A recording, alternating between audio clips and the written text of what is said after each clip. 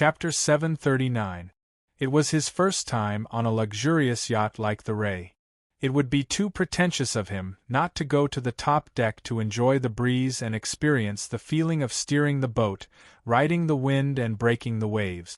Luonan wasn't a pretentious person, so he agreed to Ainley's casual suggestion after locking onto their next destination.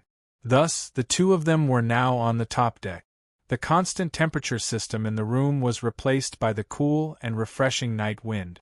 Between the spacious water and sky, one's mood would always be a bit different than in a secret room. There was still a certain distance between them and their designated destination. Even though this distance was meaningless to Luonan, Luonan had to consider the detailed requirements of observing and doing things. So Luonan let it go for now. He temporarily transformed into a tourist who had just arrived at this place. Under Ainley's guidance, he opened up the pilot's seat on the top deck. He didn't pay attention to small details like driving without a license. Instead, he began a continuous Z-shaped taxiing journey that shocked the ordinary crew members. Luckily, Luonan still had some self-awareness. He could sense the chaotic emotions of the crew members, so he just experienced a bit more before withdrawing. He returned to the sunlit area behind the pilot's seat and tasted the low-alcohol beverage Ainley had concocted. The refreshing taste of the beverage and the refreshing feeling of the night wind interweaved together. It was indeed very enjoyable. On the relatively spacious top deck, Ainley still followed her habit of sitting in the living area's small living room. She sat right next to Luonan. The night wind blew her beautiful hair, and strands of her hair would occasionally touch Luonan's cheek. It was so itchy that he wanted to scratch it with his hand. Ainley noticed this detail and said, "Sorry." She gathered her hair a bit and adjusted her position, sitting a bit further away. Although it was said to be far away, it was actually limited. Plus, the angle was staggered, making it easier for Luonan to clearly see her face and the outline of her figure. Luonan's gaze naturally swept over. Speaking of which, this was the first time he seriously sized up Ainley today. On the deserted island, he only managed to recognize her face and ignored everything else. In the living room, he just stared at her stockings. It was only now that Luonan discovered that Ainley's clothes didn't quite match his impression of the capable manager of Frost River Reality and the deputy first ablatum of the Bloodflame Order. She put on makeup, and the shape of her face and eyebrows became even more exquisite. The dark blue pinstripe windbreaker had a very formal style. The front was wide open, and it naturally revealed the tight-fitting light-colored high-collared shirt. Overall, it was a very intellectual style. However, further down, there was a short skirt that was almost hidden under the hem of the trench coat. Together with the long legs wrapped in stockings and the high-heeled boots, it had the magical effect of attracting the attention of men. Luonan was an example. Actually, Luonan was a complete layman when it came to women's clothing. He just felt that Ainley was a very exquisite woman who would pay attention to the details. It was just like the stockings that wrapped around his legs. At first, he thought it was just ordinary black silk, but he didn't expect that under the illumination of the light, there would be an additional layer of color and luster. Ainley was such a person. She was exquisite, paid attention to the quality of life, and knew how to enjoy life.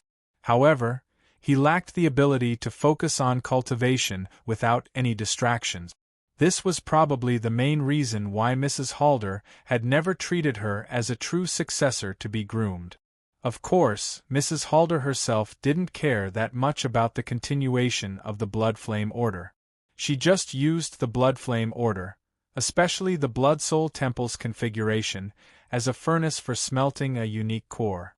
Luonan was certain that he wouldn't hand over important matters that concerned his life to Ainley. This had nothing to do with being close or not. It was just that he knew how to appoint people. However, if Ainley were to arrange some routine and normal matters, she would do it extremely well. Though the upper limit was relatively low, Ainley was able to play with flowers within a limited space.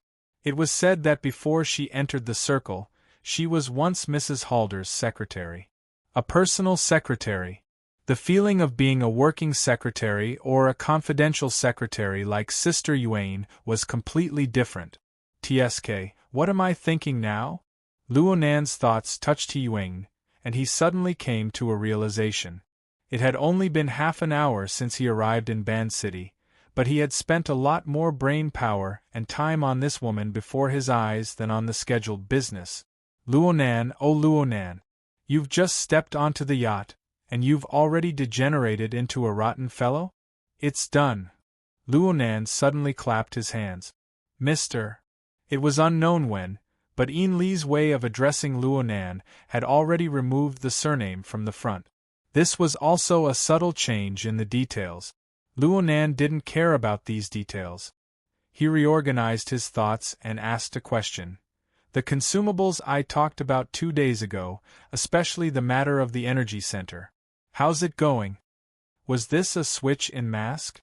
Ian still wasn't quite used to Luonan's jumpy emotions and thoughts, but she still displayed extremely high accomplishments in her field of expertise. She took a light breath and immediately opened up the virtual work area. She projected the corresponding information over. According to your request, Mr., a total of 12 tons of consumables have been purchased. This is the list. As for the energy center, we have prepared 2 alternative locations. They are both in the vicinity of North Mountain Lake. The projection area first displayed a satellite map of the Ban City area, as well as the important markings on it. Then, it displayed the information images of the 2 alternative locations. Point A, which is also the North Mountain Water Generating Station, is 300 kilometers away from the center of Ban City. It is approximately 70 kilometers northwest of your position when you arrived. It is the first batch of emergency infrastructure facilities after the war. It originally had a total installed capacity of 1.2 million kilowatts. It has a total of 4 units, large and small. However, it has basically been discontinued. Only a single 50,000 kilowatts unit is still in operation. It exists as a backup power station for the old power grid. There are still people here? There are no residential areas in the surroundings. The hydroelectric power station operates in an unmanned mode. There will be people coming over to maintain it every month, but it's just a routine matter. Basically, as long as war doesn't erupt and large-scale mutant invasions don't occur in Ban City, no one will care about it. Of course, system monitoring definitely exists. We need to get through certain joints. Luonan nodded. It would be much simpler to use the external neuron to deal with system monitoring. The projection area displayed the next set of images. As for Point B, it is located on North Mountain Lake's Claw Island. It is 20 kilometers away from your position when you arrived, Mr. The generator set there is a first-generation miniaturized field combat energy center. It is a complete superconducting generator set, powered by both wind and water. The capacity of this generator set is much lower. It is approximately 3,000 kilowatts. Claw Island was originally a monitoring point for mutants. It also served as a forward base for explorers, but it was captured by mutants once. The casualties were disastrous. Later, it changed hands many times, but accidents always occur. It seems that mutants care quite a bit about that place. They often go there, so the frequency of accidents is quite high. I'll take both of them. Huh! The straight line distance between Point A and Point B is only 40 kilometers. Both are relatively independent. One is used as an experimental base, while the other is used as a shooting range. It's quite perfect. Is that so? Inla subconsciously asked, but she quickly regained her composure. She bowed and expressed, "Since it's like this, I will immediately clean up the loose ends. You just need to sign a temporary rental agreement for Point B. As for Point A, you can use it right now." Luonan nodded. He had something to do tonight. He spoke again. "There are also consumables. First transport half of each to Point A and some to Point B. There's no need for too much. Just 1/10 will do." Enlu recorded at the same time. She knew how to check and fill in the gaps. Do we need to put some on the yacht as well? That's right. That's good. Luonan gave her a reminder. We need to prepare the subsequent purchases as well. The losses will be quite large. The so-called consumables were the ingredients needed for the biochemical reactor. Unfortunately, this was only the basic formula. The ingredients needed for the advanced formula were not complete. This led to the catalyzed electromagnetic muscle membrane structure having a low carrying capacity. The catalysis required a large amount of energy and nutrients, but once it was unleashed at full strength, the carrying capacity was extremely tight. The more this was the case, the more Luonan needed to utilize every second of his explosive period. Only then could he increase his chances of assassinating Gong Qi. This required a large amount of repetitive practice. According to his experience in Spring City, it required a large amount of electricity, high amounts of nutrients, and consumable base materials. It was easy to imagine that this was a giant beast that ate money. The pressure on logistics was far too great. This kind of practice could only be carried out in the metropolis and its surrounding areas. He would be the center of everyone's attention if he was in Xia City. He was far too eye-catching. Spring City was like a bird startled by the mere twang of a bough. D-City's situation was complicated. Because of the so-called new plane, extraordinaries would pass through from time to time. In other words, Luonan could still give it a try in Ban City. Luonan wasn't picky about Enli's methods. He wasn't stingy with his praise. You've done quite well. Mister, you flatter me. Enlu bowed in greeting. She still maintained a cautious and restrained attitude. However, this restraint was built on a complex psychological foundation. It was like her exquisite makeup. Even though her foundation was excellent, it was unknown how much effort she had put in to achieve this level of beauty without batting an eyelid. It was precisely because it was complex that it brought about more real-time changes. It gave people the interest and pleasure to explore. Fuck, I'm thinking too much again. Luonan took a deep breath. He prepared to use the induction network to investigate the situation of the two bases. Enlu suddenly stood up at this time. The lower hem of her windbreaker covered more of the lines of her legs, but it seemed to expose more as it fluttered in the wind. Luonan, who was still sitting in his original position, subconsciously made a comparison. His consciousness shifted, and the voice beside his ear became a bit fuzzy. This lasted until Enlu spoke a second time. Mister? Yes? Up ahead is the Zhuo Jiaowei Gate. Only now did Luonan completely wake up. He stood up as well and stood by Enli's side. He looked down from high above, past the heavy mist, and looked toward the edge of the lake several kilometers away. Chapter 740. The reason why the camphor tree had its back to Luonan was because this camphor tree possessed an extremely human-like appearance. Its crown and branches were naturally shaped as it grew. Looking from afar, one didn't need too much imagination to be able to see an awe-inspiring appearance similar to that of an arhat or a heavenly king in a temple. Many years of growth had caused the main trunk of the camphor tree to diverge. It was like two thick legs standing upright on the ground. It also had an enormous, clearly defined head. That was the crown of its trunk. In addition, there was a cluster of well-developed side branches that extended over a dozen meters. It was like a thick arm that was stretched out horizontally. This arm was placed horizontally above the seemingly tranquil ripples of Beishan Lake. The lake water rippled slightly. It vibrated back and forth with the granite patterns of the breakwater that resembled a city wall. There were slight twists and turns, but it didn't cross over this horizontal extension of the thick arm. This is the Zhujiaowei Gate? Yes. During the Third World War, the earthquake caused the topography of the mountain to change. The flood from upstream poured down in torrent. Soon, it submerged the ancient capital and forced the other cities downstream. But due to topography, coincidence, and other reasons, the flood, which could have caused even greater destruction, stopped here and didn't advance any further. It formed an enormous dammed lake. Although there were many dangerous situations in the following decades, the lake water generally stopped behind this camphor tree. It didn't advance any further. The citizens of Osaka City believed that this tree was mystical, so they used the local folklore to name it Way Gate. The general idea was that it was an imperial bodyguard that guarded the royal court. And it is rumored that the seed of this tree was transplanted from the sunken Saga county of Kyushu Island. In ancient times, Saga was called Saga, so it was called the Zujiaowei Gate.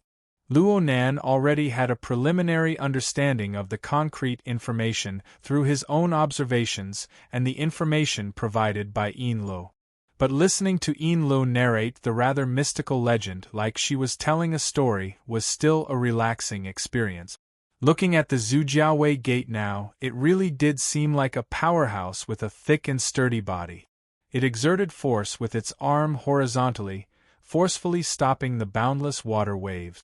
And it had its back to the lake surface, disregarding all threats. It was extremely bold and powerful. It had a sense of beauty. Of course, it was impossible for the government of Osaka City to completely entrust the safety of the city to a camphor tree. According to the records, when the city of Ban was first established, the builders built a series of dams and other water conservancy projects behind this big tree, completely controlling the possibility of the North Mountain invading Hunan. The semi-abandoned hydroelectric power station that Luo Nan would soon be heading to was one of the results of that time. The designer of the water conservancy project must have taken into account the beliefs of the people. When building the dam, he left plenty of room for the camphor tree to grow. The divine tree didn't stand on ceremony either. Not only did its thick roots penetrate deep into the ground, a considerable portion of them also extended above the ground. Green moss covered the surface of the tree, giving it an ancient appearance. Yin Lo continued, "Actually, this tree isn't that old, only about 100 years old. However, its growth is very vigorous, and it's even larger than some 1,000-year-old trees. Logically speaking, there should be some abnormalities. It's just that the plant's mutation is relatively mild, and Osaka City's government didn't find any obvious problems after monitoring it for a long period of time, so they left." Luo Nan gazed into the distance and muttered, "The incense is quite exuberant." It was around 8 o'clock in the evening, the time when the citizens would go out and relax. Quite a few residents and tourists came before this camphor tree. According to the local custom, they would go before the tree, high-five, and put their palms together in respect. The stream of people under the tree maintained a relatively plentiful state. They came in an endless stream, and it really did look quite intimidating. Yin Lo flipped through the information and applied what she had learned. The locals usually worshipped the gods in the morning, but according to legend, when the flood arrived behind the Zujia Gate, night had fallen. Therefore, the people believe that the power of the Zujia Gate is more abundant at night, and the worship is done after the sun has set. If it was daytime, there wouldn't be so many people. Luo Nan nodded slightly. He couldn't blame the citizens of Osaka City for offering large amounts of incense and faith. This camphor tree really did have a bit of spirituality. Its vitality was exuberant to the point that it was shocking. It was able to absorb large amounts of nutrients from the surrounding earth, the air, the water behind it, and even more distant regions. It was able to effectively distribute these nutrients to its roots and branches. At the same time, it was able to restrain itself, forming a healthy symbiotic relationship with its surroundings. This was already a realm that ordinary plants couldn't achieve. It was basically the truth to say that it was a plant-class mutant. In addition, there were even more special places. Right now, the yacht was very close to the dam. It couldn't go any closer, so it temporarily dropped the anchor and stayed on the water's surface. Luo Nan used his sight and mental senses to observe from this position. He was silent for a long time. Yin Lo cooperatively stayed silent for a period of time. But a few minutes later, she saw that Luo Nan continued like this.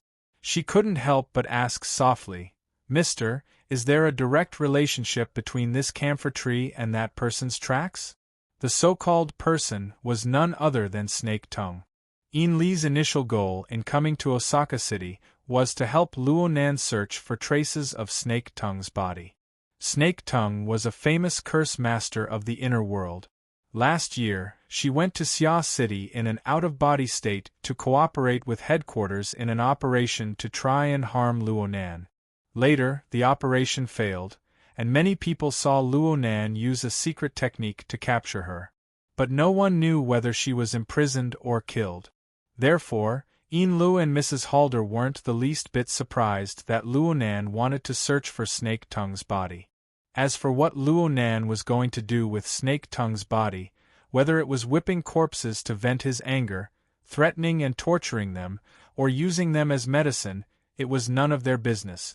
Being able to consolidate and deepen their relationship with Luo Nan through these matters was the most important thing. Yin Lu didn't just want to give Luo Nan a good impression through doing things. Before coming here, she and Mrs. Halder had devised quite a few plans on how to improve their relationship with Luo Nan. Over the next few days in Osaka City, she would verify each plan one by one to see which would produce better result. Judging from the situation just now, Luo Nan wasn't completely indifferent to some of her methods. He wasn't angry either. This was a good start, but what to do next to be just right was still a difficult problem that she had no confidence in. She had no choice but to try. Yin Lu cast her gaze toward Luo Nan once more. Luo Nan was still looking at the camphor tree in the distance, as well as the figures moving under the camphor tree. He was extremely focused. Yin Lu couldn't guess what sort of scene would appear in his eyes and mental senses, but it made her even more curious. Luo Nan was undoubtedly a mysterious and powerful person. But the deeper she understood, the more she understood that in a certain sense this person was just a simple and even pure youth. Powerful strength, malicious intent surrounding him, endlessly pushing him through dangerous trials, special experiences during his childhood, good family education. All sorts of complex and contradictory conditions were mixed together to form Luo Nan's special personality that was close to having a split personality. To develop a relationship with such a person. Furthermore, she was in a lower position, so it wasn't easy for her to fawn over him. What's more, she could face a backlash at any time. Luo Nan's chaotic and ever-changing personality was like a set of rapidly rotating fan blades. They appeared to be one entity under the high-speed state, but they were lethal weapons capable of twisting off fingers in a direct confrontation. In fact, it was very likely that it would be her neck that was snapped. Just thinking about it, Yin Li's heartbeat sped up. But thinking about how she had to control a powerful spiritual expert beside her, it was tough for her. Luo Nan's murmur entered his ears while he was doing his best to harmonize his breathing. What a beauty! Are you talking about me? Yin Li's heart skipped a beat, but she soon realized that she had expressed the wrong feelings. This was because Luo Nan had been looking at the shore from beginning to end.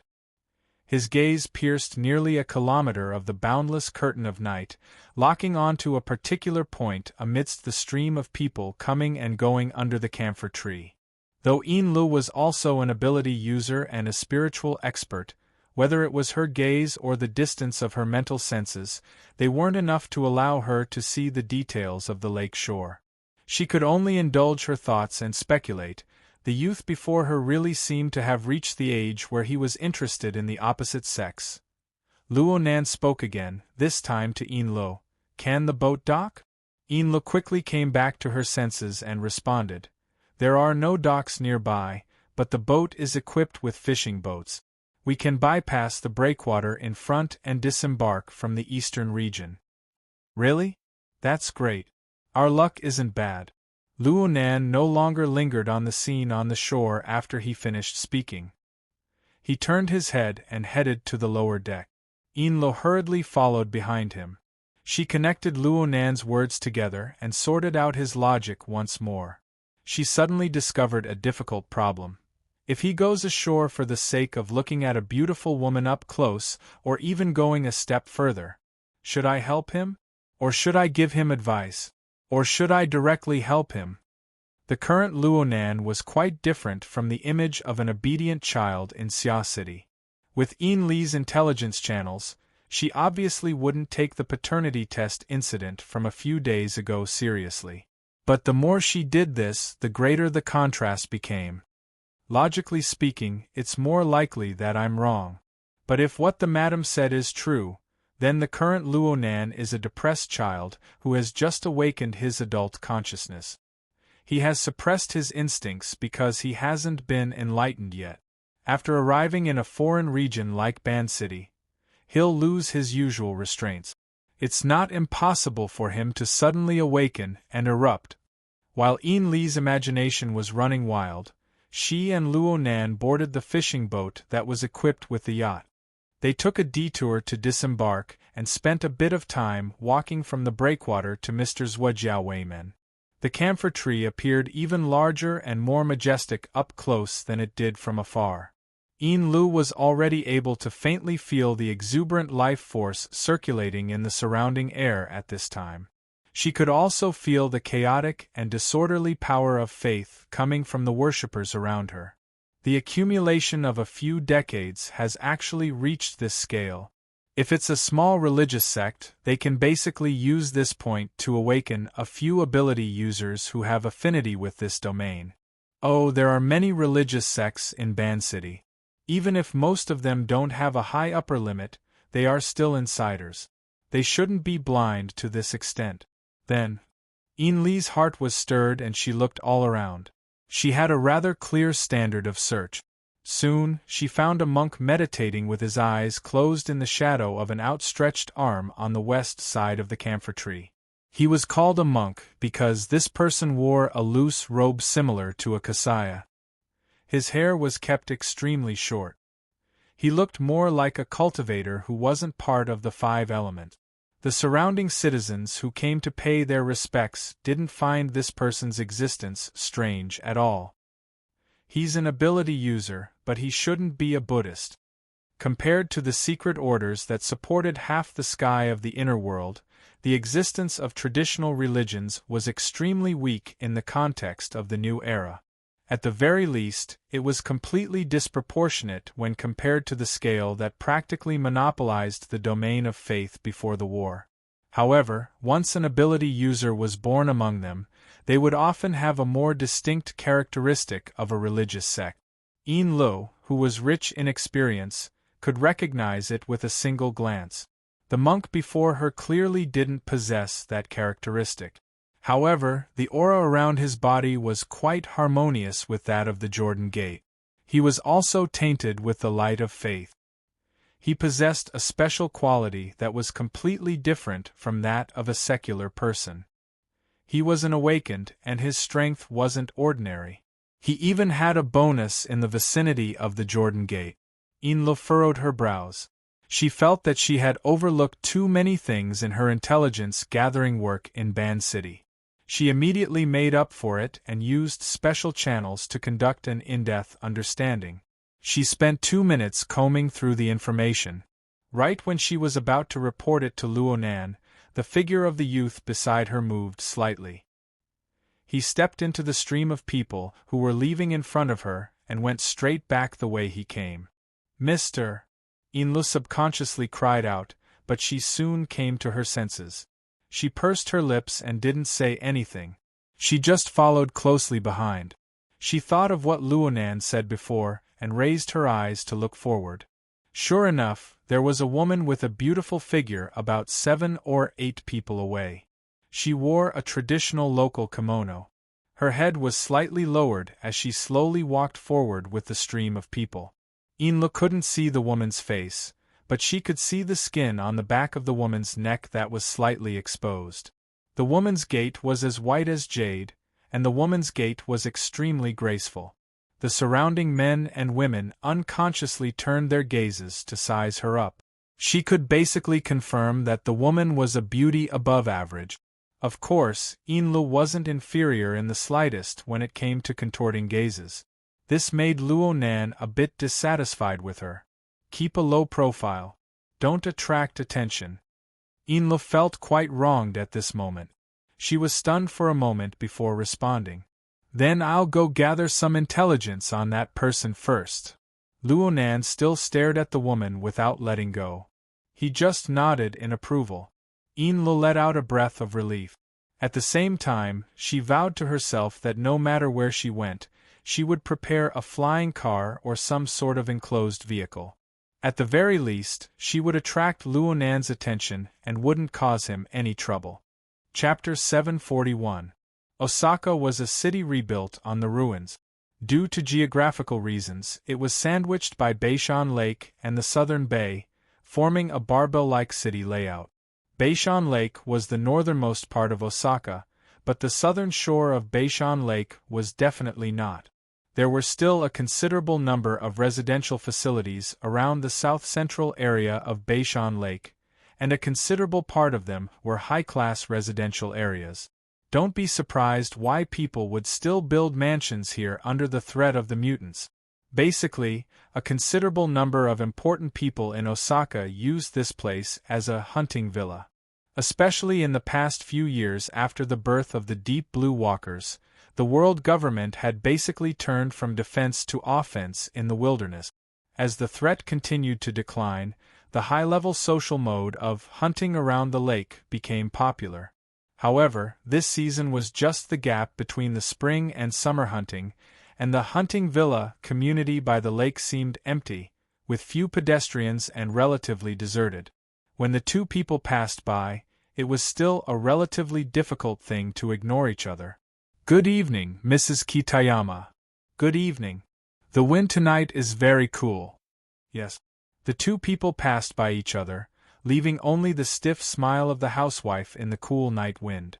With this small detail as the starting point, it quickly became the main topic of tonight's high-class villa area.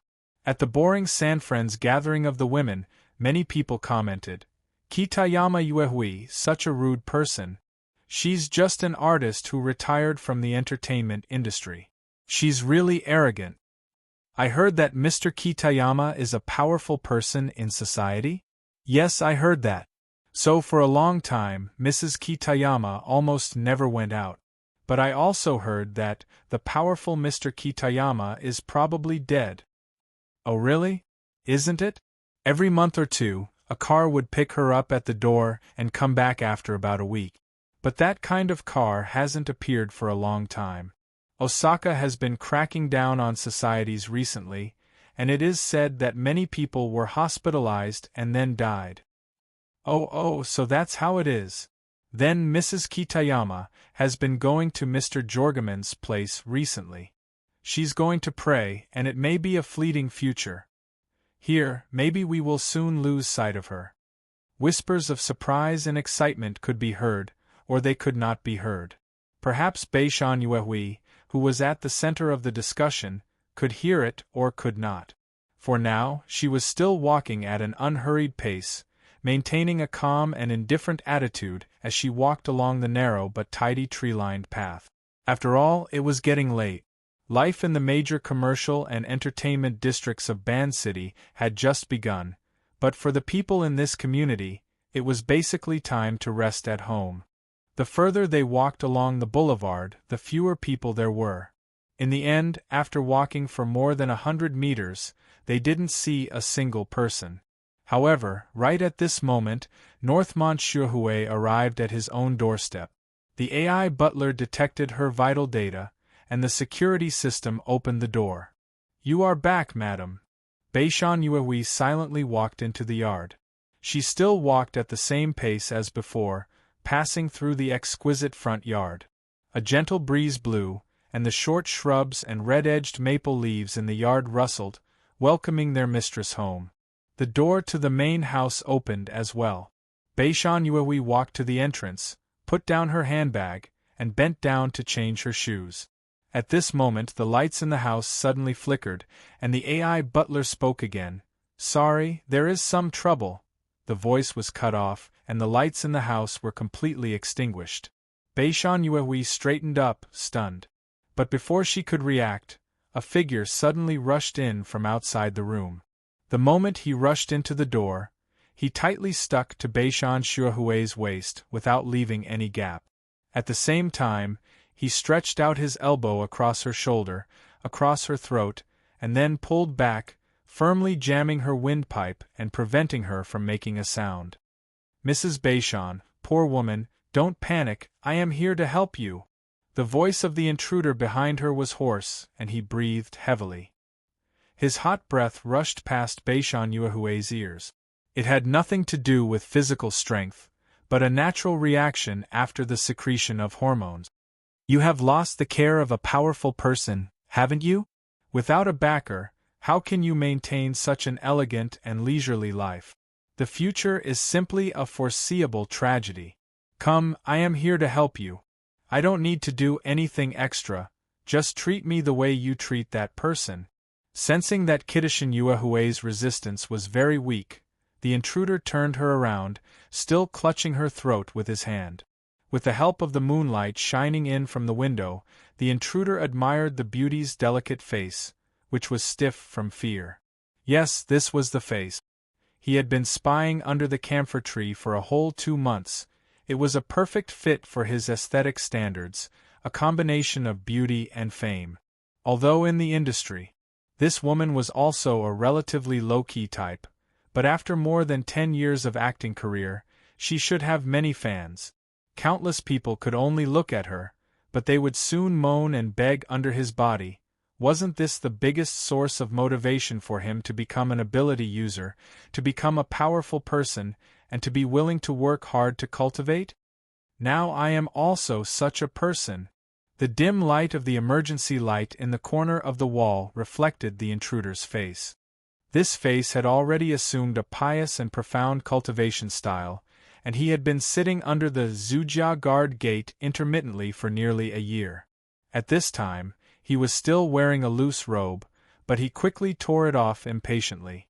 "Mrs. Beishan, remember me? I am Okano Soichiro." "Hey!" The fake monk, named Okano Soichiro, was too excited. When he tore off his own clothes, he actually gave Beishan Yuehui a chance to struggle. This woman, who was dominated by fear, somehow managed to escape from his grasp. She staggered backward, but her hind leg tripped on the corner of the entrance, and her body fell backward, falling heavily on the tatame. Okano Soichiro thought that Beishan Yuehui was going to scream, so he quickly rushed forward. But the expected scream did not come. In front of him, Beishan Yuehui was like an exquisite doll, only opened her eyes wide in fear. The lower hem of the kimono was stretched out by her naturally spread legs, and above her snow-white feet was the skin of her calves that was in no way inferior or even smoother. This posture was slightly inelegant, but it was more suitable for the current situation, and it was an appropriate way to show off her beauty. Okano Soichiro was a little surprised, and the flames in his heart rose for the second time, crackling. He couldn't help but praise in his heart, "She really is worthy of being a senior mistress who has followed a powerful figure for many years. She knows how to use her capital to avoid greater harm. This is even better." Okano Soichiro was really about to explode. He quickly threw the loose robe that was in the way to the side, revealing a strong body that was only wrapped in the lower half. "Mrs. Beishan, you have done well. From tonight onwards, you will live a new life, and it will be more comfortable than before. I, Okano Soichiro, a senior cadre of the All-Spirits sect, a person who is close to the gods, a person who is close to the gods. The so-called powerful figures of the underworld are not even worth mentioning compared to me. Come on, Mrs. Beishan, you can continue to do it and show me what you are best at." Kitayama Yuki didn't completely listen to the intruder's request. Perhaps fear had completely seized her soul. She just sat on the tatame, half propped up with her elbows, and stared blankly at the fake monk under the faint light. If there was any movement, it was probably the light pink lipstick on her lips, gently opening and closing as she murmured something. At first, Okano Soichiro thought that she was begging for mercy, but the next second, he heard part of the words clearly. It's the life curse, the worldly love curse, and the great equality curse. There is no difference between the heavenly awakening myriad spirits. Like life and hate death, all living beings are the same. In fact, Kitayama Yuki's voice was very soft, and her lips were not visible. If it were any other words, it would be very difficult to distinguish. But Okano Soichiro was too familiar with this part. He was stunned at first, and then he couldn't help but laugh. Wasn't this the prayer of the All-Spirits sect? This set of prayer was obviously adapted from Buddhist scriptures, and the editor was quite insincere. However, within the scope of the spiritual light of the Sakavai Gate, it was indeed quite efficacious. If not for this, who would pay attention to ability users like them who had their eyes on the top of their heads? He didn't expect Kitayama Yuki to be a devout believer. But in front of him, a high-ranking cadre of the All-Spirits sect, she was chanting the All-Spirits curse. This was pandering, it had to be pandering. Come, Mrs. Kitayama, I will teach you a more correct way of chanting. I will show you a miracle, and let you see a new world. Okano Soichiro thought that it might be interesting to put on a preaching act. But after saying so much, he was already parched by the flames in his body. He couldn't hold it in any longer. He took a step forward, reached out, and grabbed the front of Kitayama Yuki's dark blue kimono. He tore it, along with the inner lining, and even loosened the belt.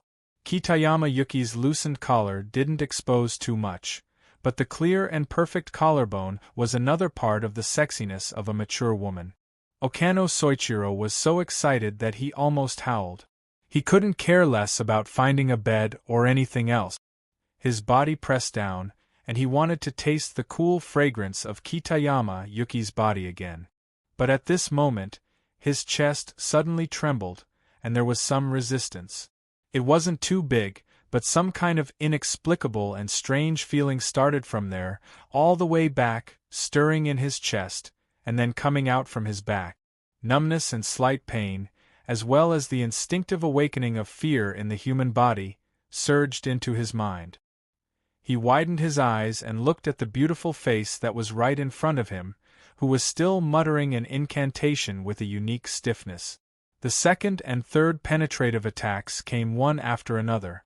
Okano Soichiro finally turned his gaze to between his chest and abdomen, and then he saw 3 vines as thick as a thumb penetrating into his body from different parts of his chest and abdomen, and they came out from his back that he couldn't see. Fear stimulated his spirit sense. Although he couldn't see, he could feel that the 3 vines were intertwining and twisting above his back, like spirit snakes swimming and coiling. Where did these vines come from? Am I going to die? Confusion and fear, as well as the fatal true damage, instantly took away all his strength. His body went soft, and it was impossible for him to support his body anymore. Naturally, he fell to Kitayama Yuki below him. But the 4th, the 5th, Okano Soichiro couldn't count them at all. His remaining consciousness was no longer suitable for such complicated work. Countless vines and tree roots shot out from Kitayama Yuki's messy kimono, from the originally neat tatami, and from the walls and ceiling. They were not limited to Okano Soichiro's chest, abdomen, and back, but also his hands, feet, head, and all other places that could be pierced and sucked flesh. In the blink of an eye, Okano Soichiro was held in midair by the vines and tree roots. He wasn't dead yet, and the familiar incantation was still echoing in his ears. Why is this happening? Okano Soichiro was, of course, unwilling to die in such a cowardly way. He also tried to chant the incantation and mobilize his supernatural power to save himself, but everything melted under Kitayama Yuki's stiff tone. His supernatural power was unmoving. The vines and tree roots that pierced through his body had absorbed all his vitality, turning him into a pool of muddy, stagnant water. And the source of the power that killed him, Okano Soichiro made a muddy sound and tried to reach out his hand, wanting to touch the beautiful face that was close at hand. However, his arm, which had been pierced by several vines and tree roots, had completely lost its momentum. His fingertips moved forward by less than a centimeter, not even a millimeter, before they were forever frozen in midair. And under the greedy suction of the vines and tree roots, they rapidly withered and lost all their flesh and water.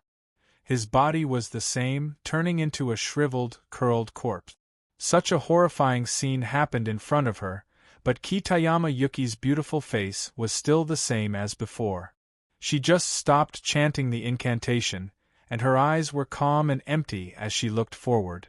In midair, Okano Soichiro's remains were gradually pulled by the vines and tree root.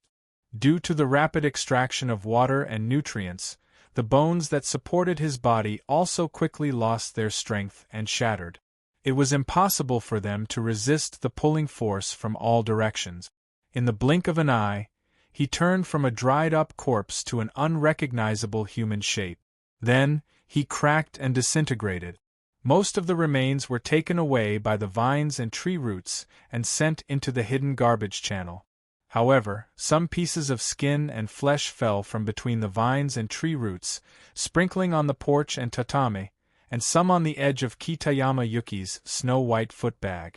At this time, the advanced AI butler had finally overcome the virus invasion and rebooted and restored its functions. This bit of human tissue debris was naturally cleaned up by the multifunction housekeeping robot that automatically activated. The silent vacuum cleaner sucked away the human tissue debris, including the bit on the footbag. During this time, Kitayama Yuki did not move at all. It was not until the cleaning work was completed that she got up. However, halfway through her movement, she suddenly could not continue her follow-up strength. Her body went limp, and she fell on her back on the tatame that was already riddled with holes. She tried again, but even her shoulders could not leave the floor. Only her fingers and feet twitched slightly.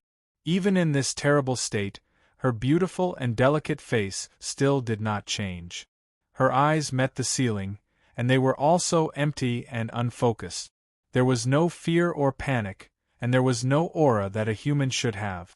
Chapter 742. The AI housekeeper's simulated personality was that of a mature and considerate man at home. His voice was gentle and gentle. His announcement was done step by step and carried a sense of leisure. However, the main hall and the entrance were still in a state of being riddled with holes from the piercing vines and tree root. The mistress of the house was lying on the ground. Her body was stiff and her legs were unnaturally bent. Part of her body was still in the position of being violated. Under such circumstances, the housekeeper's announcement appeared particularly strange and comical. There were no cars parked outside this high-class villa. In a practical sense, the housekeeper's announcement was just an announcement that the AI system had submitted to its new master. Nothing more. Following the announcement, the main door of the room opened according to normal procedures. Luonan and Inlu walked in one after the other. Compared to Inli's vigilant and stern body language, Luonan was much more relaxed. He even had the leisure to struggle at the entrance. Should I take off my shoes?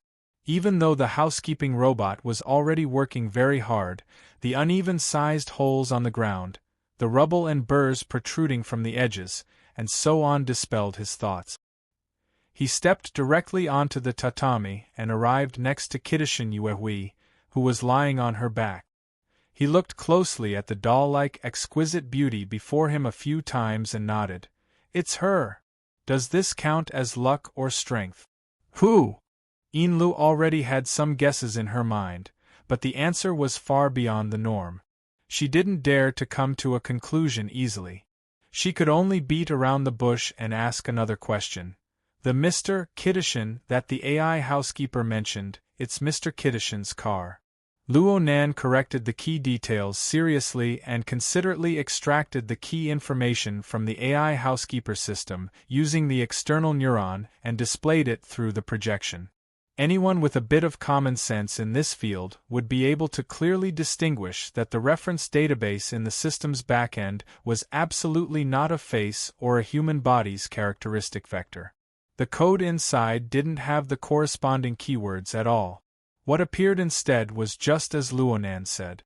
It was more like a car and its license plate, plus a special electronic signal. Luonan spread his hands. Aside from this, Mrs. Kiddishin, the access control system only has that car as its reference data. In other words, other than the AI butler being polite to the mistress, the only exception was a car with a specific license plate and signal transmitter. Then, where was the male owner of this high-class residence, Mr. Beishan, the powerful figure in society, that the surrounding residents spoke of? I'll send someone to check it right away. Lo immediately took a picture of the key code and handed it over to the professionals of the order. However, at this moment, perhaps stimulated by their voices, on the tatame, Kitayama Yuahue's beautiful but hollow eyes focused. The low shrubs and half-tall maple trees in the courtyard rustled again. Most importantly, behind the ceiling, walls, and tatame mats, the rattan roots that were brimming with vitality were also leaping about. Learning from Okano Soichiro's mistake, Inlo instinctively connects with the blood-soul temple in the abyssal district and interferes in the spiritual and material levels. There seems to be a ring of flame dancing on the surface of her skin. Luonan waved his hand at her. Don't start a conflict. It wouldn't be good if the neighbors found out. But this is not something I can control. Inlu sensed the vigorous and restless vitality in the surroundings. She felt quite awkward. She was a secretary, so of course she knew that the boss could issue some unreasonable instructions at any time. How to execute them and effectively buffer them was a field of study. The problem was that there really wasn't any leeway for buffering in the current situation, but in the blink of an eye, Inlu discovered that she was overthinking things. Luonan really didn't have the self-awareness of being a boss. He did things more personally. The youth snapped his fingers. He probably felt that this would make him look quite handsome. After a pointless show-off, a powerful and inconceivable supernatural power drove him. Inlu saw the rattan roots that had been accumulating power at the edges of the holes seemingly shiver in unison. They froze for at least half a second before they began to withdraw to a more concealed place. The restless vitality that gathered in the surroundings also transformed into scattered fluctuations that receded into the distance like a receding tide. Mr. That person won't disturb us for a while. Luonan squatted down beside Beishan Shuhui. He extended his hand to touch that exquisite and enchanting face. At the same time, he chatted with Inlo. It's very normal for a mutant to be powerful. But to be able to achieve a state of symbiosis with all kinds of vegetation within a diameter of 20 kilometers and divide them into orderly levels. They can rapidly exchange information, effectively transmit all kinds of nutrients, and continue to push the level of life. This kind of method already possesses a relatively solid social nature. I've only seen similar examples in the Vulcan ant colony. It doesn't matter if there's someone guiding it during this process. Mr. Jordan Wyman is quite amazing. Luonan even used his other hand to pat the tatami as he spoke. This could be considered a friendly greeting to the mutant camphor tree that was currently avoiding this dangerous area. That's right. You give me face, and I won't destroy the vegetation kingdom on the southern shore of Beishan Lake that you've built with great difficulty. You can also continue to be the king and god within this 300 to 500 square kilometer area. Yes, Mr. Jordan Wyman was able to achieve this scale. This was directly related to his low-key and pragmatic attitude. It seemed that he was very good at cooperating with others. He was willing to listen to others' opinions, and he was able to distinguish when to seize the center position and tyrannically abuse others, and when to retreat to the corner to develop wretchedly. He wasn't like the Vulcan ant colony. They relied on their innate talent to forcefully open up their base and show off their operations. No one could blame them for being harvested batch after batch. Regardless of whether it was Luonan's explanatory words or the deeper meaning behind his words, Inlo had a certain difficulty in understanding them. She could only discuss the matter as it stood. Mister, are you saying that the aberrant camphor tree is playing tricks behind all of this? It controls the surrounding vegetation, and this Mrs. Beishan. Inlo cut off the second half of her sentence when she spoke up to this point. This was because she was still unable to explain the problem with Mr. Beishan's car. Luonan also laughed. Mr. Jordan Wyman is an expert in transforming plants, but he suddenly jumped to a higher mammal. Moreover, he looks just like a normal person. Isn't it too horrifying to consider this? Yes. Inlo felt that her response was like that of a new graduate. Other than saying yes, she didn't have any other value to her existence. This made her feel a bit frustrated, as well as a rapidly soaring sense of crisis.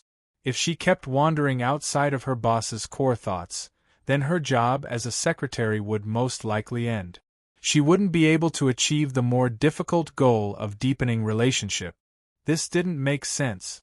Inlo had always felt that she was a smart and astute person. Even in front of Mrs. Halder, she could still do the work of a good advisor. But beside Luonan, when faced with this youth's leaping thinking pattern and his unpredictable temperament and attitude, it was far too difficult to form a response. Could it be that her plan's positioning was still lacking? Luonan didn't care about what Inlo thought. It was quite refreshing to capture his target in one go, but the follow-up verification work needed to be done bit by bit. His fingers moved down from Beishan Shuahui's head to her neck and shoulders, as well as the slightly exposed skin of her chest, in a circular motion. During this time, Beishan Shuahui, who was lying on the tatami, had her fingers and toes twitching. She seemed to be resisting, but she was more like a machine that had lost its power source. She was unable to complete a complete movement. She could only let Luonan do as he pleased. All of this fell into Inli's eyes. She gaped, but she couldn't help but think of the problem of having 3 helpers. But right now, she decided to be mute for the time being.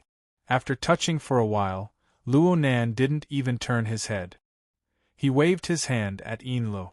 "You come touch as well."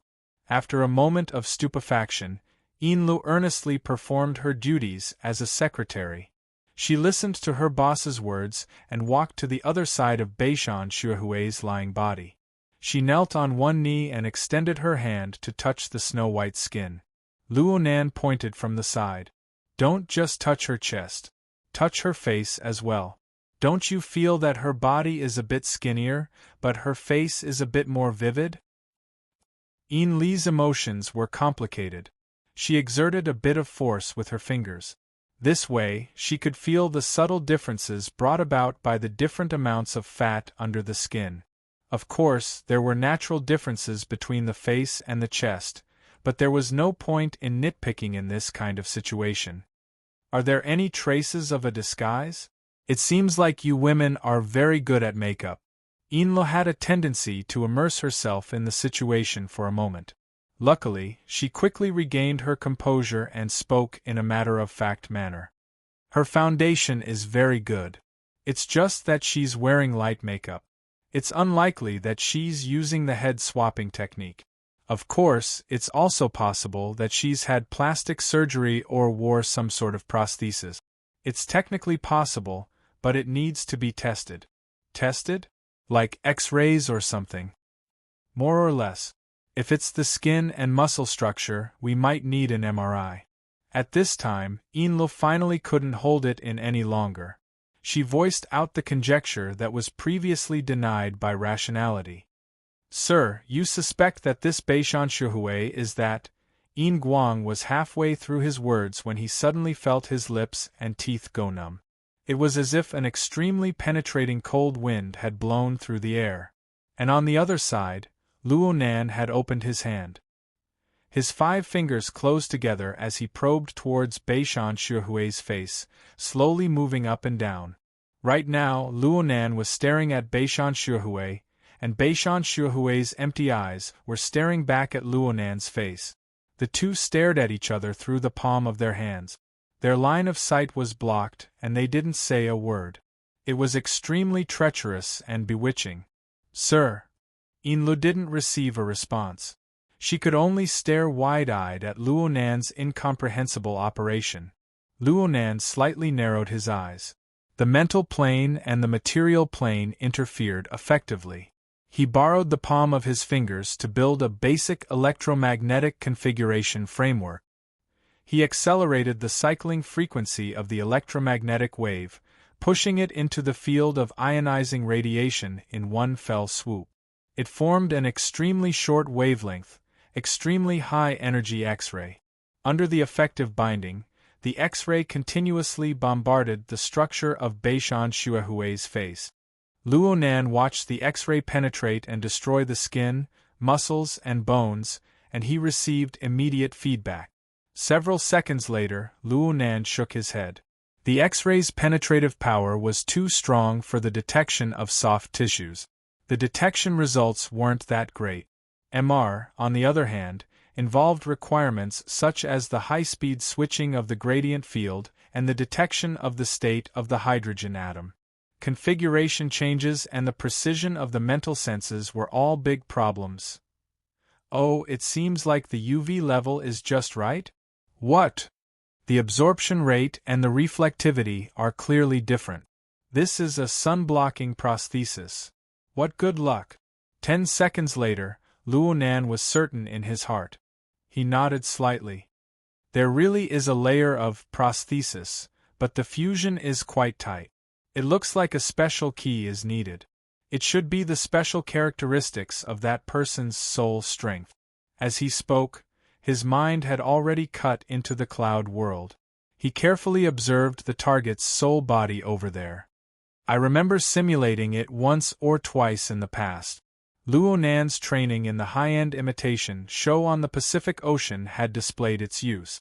Perhaps Luonan couldn't change the essence of his soul, but he could use his outstanding configuration skills to precisely interfere and transform the material and mental environment. He could disrupt the transmission and reception of information, achieving the objective effect of passing off the fake as the real thing. He could perfectly imitate the mode of operation of that old geezer Gong Chi's soul strength. It would only be easier if he lowered it by 1 or 2 levels. The prosthesis that Luonan locked onto was the newest deceived. Luonan's suspended palm descended, lightly imprinting itself between Beishan Xuehui's eyebrows. When he raised his hand, Luonan's naturally closed 5 fingers had already gently peeled off a layer of marvelous fog-like creation. At this moment, the light and shadow of Beishan Xuehui's palm-sized face were blurred. It was as if a layer of floating mist had been blown away. It was clearly the same silhouette, but the appearance that appeared before Luonan's eyes was vastly different. The most obvious change was that Beishan Xuehui's cheeks had become thinner. Her cheekbones were higher, her eyes had become slightly longer, her eyebrows had become thin and sharp, and her face had become excessively straight. This caused the structure of her facial features to become more three-dimensional, and she appeared much colder and sharper. This was a great change in temperament. She might still be considered a beauty right now, but she had instantly transformed from an elegant and exquisite doll that could be picked up and played with in one's hand. She had turned into a cast iron sculpture that had fallen to the ground, but there were still remnants of her dignified bearing. It was to the extent that her basic silhouette hadn't completely changed, but she looked like a completely different person. Actually, there was a large difference between this appearance and the spellcaster who had appeared in the form of a spirit body back at Ocean Sky Cloud City. It was probably the difference between quick-wittedness and rigidity. But no matter what, Beishan Xuehui, who had changed her temperament, already matched the image on the information nearly perfectly. Snake tongue. Enlil let out a low cry. She gasped in admiration, but she was even more astonished. She looked at Luonan's series of operations in a state of extreme astonishment, especially the bewildering and suffocatingly fast deciphering method in the latter half of the process. It displayed a new special ability that Luonan had never displayed before others. The simulation of soul strength was one thing. Though they couldn't understand it, everyone knew of Luonan's exceptional talent in the mental side. But how was he able to produce, control, and detect various types of ionizing radiation? This should be an ability that could probe down to the microscopic level. Don't look at this sort of small task that could be easily completed by professional instrument. It didn't matter if it was practical or not, the number of ability users in the entire world who could do it with their bare hands was probably just a handful of fingers and toes. And they were undoubtedly the tight combination of super strength and super talent. They didn't even cross the bottom line of being extraordinary. Any one of them was an influential figure that could shake the entire earth with just a stomp of their feet. Oh, there was one exception. He had died not too long ago. It was Jean Tong, who was buried within the material structure of the Blood Soul Temple. His corpse was nowhere to be seen. It was basically confirmed that he had fallen to Luonan's hands. Combined with Luonan's special requirements for the energy center, Yinlu couldn't help but let her thoughts fly. She unfolded a series of complex associations, and at the same time, she bore the corresponding throbbing emotions of her thoughts. Luonan was stronger than she had estimated. He was much stronger. Chapter 743. Chapter 463. The Truth. What is this? Luonan lightly clenched his fist. The strange object in his palm was like a semi-condensed mist. It was none other than the prosthetic body he had peeled off from Snake Tongue's cheek. It felt substantial to the touch, like a ball of fine yarn, but when he let go of it, it could float in the air on its own. Moreover, it could continuously absorb water from the air. When it absorbed a certain amount, he could even hear the gurgling sound of water. When it accumulated to a certain stage, it began to evaporate and disperse. It was very interesting. Of course, the most amazing thing about it was that it could seamlessly fuse with the flesh and blood of the human body under the interference of soul force, forming a layer of natural skin that was transparent from inside out. The structure of the pores, blood vessels, and other structures could all be flawless. It was simply a divine tool for disguising one's appearance. The information on Snake Tongue didn't contain any similar information. However, such a special object was also famous in the inner world, so Yinlu definitely knew about it. It should be the Veil of Concealment. Due to its special material and effects, it is publicly recognized as a strange object that doesn't belong to this era. Luonan blinked. This is the Veil of Concealment? The one that is on par with the Veil of Silence in the hands of the Deputy Secretary-General of the headquarters, Gong Qi. He had seen similar words when he was tracking and monitoring in the cloud, but he didn't have a deep memory of it. Yinlu was very familiar with it. Yes. The muslin of concealment conceals one's appearance, while the muslin of silence conceals one's spiritual body. It is said that the combination of the two is the complete appearance of the mystical creature. It is said that it can completely hide a person's traces in the world. Even if an extraordinary is nearby, they will not be able to detect it. It can be said to be one of the strongest assassination tools. No wonder, Luonan muttered to himself. In this way, Snake Tongue's participation in the hostile actions against him had a direct relationship of interest. Looking at the subsequent developments, it was clear that Gong Qi had only thrown out the bait and had no intention of letting it go. Perhaps he had the intention of fishing back. However, that old thing did not expect that the little fish would be eaten by the big fish after eating the bait. As a result, he was directly pulled into the puddle, unable to struggle out. Luonan subconsciously squeezed the mass of mist until his palm became moist and beads of water dripped down. Only then did he loosen his grip. Seeing that he was lost in thought, Yinlu curiously asked, "Sir, what did you say?" "Oh, it's nothing. I'm just curious how this thing was made." It's precisely because they can't understand that they're called, not belonging to this era. Many people believe that it isn't a man-made product, but rather a natural product from a plane like the deep blue world, or perhaps a special remnant of a dead mutant.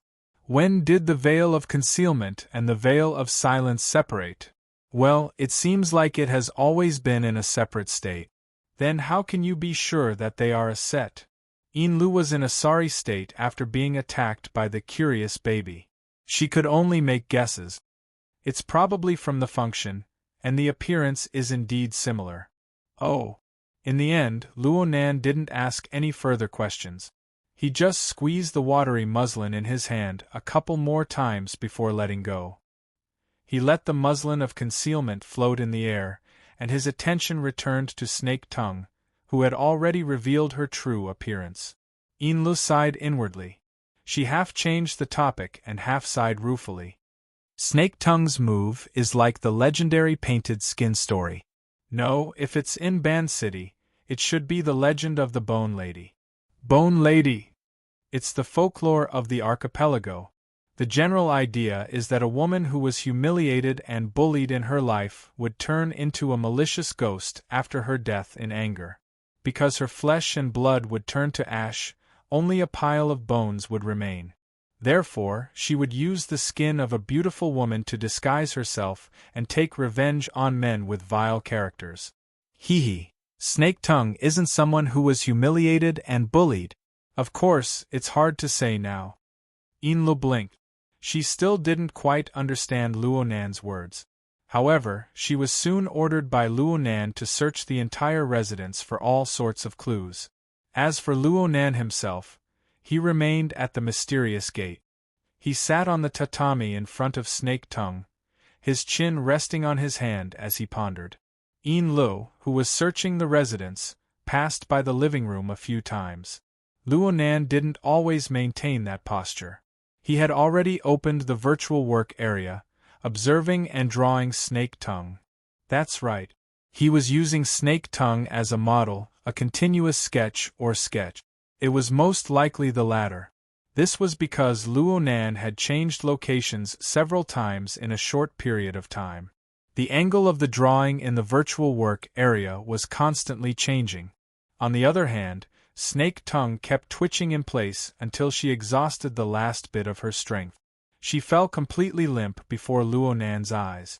Enlu couldn't help but feel that if she had a video camera in her hands, she would be able to completely record the scene from before. She wouldn't need to edit it at all. It could be considered a horror film. She was really unable to understand Luonan's logic. She could only earnestly do what Luonan had arranged. She wandered around the various areas of the residence for around half an hour before returning to report, "Sir, we've discovered a life support system in the basement. There's also an ice coffin. The reserve nutrient fluid within the oxygen chamber and the automatic circulation system have been completely used up. The ice coffin hasn't been used yet. And there's a curse barrier in the basement, but it has already lost effectiveness.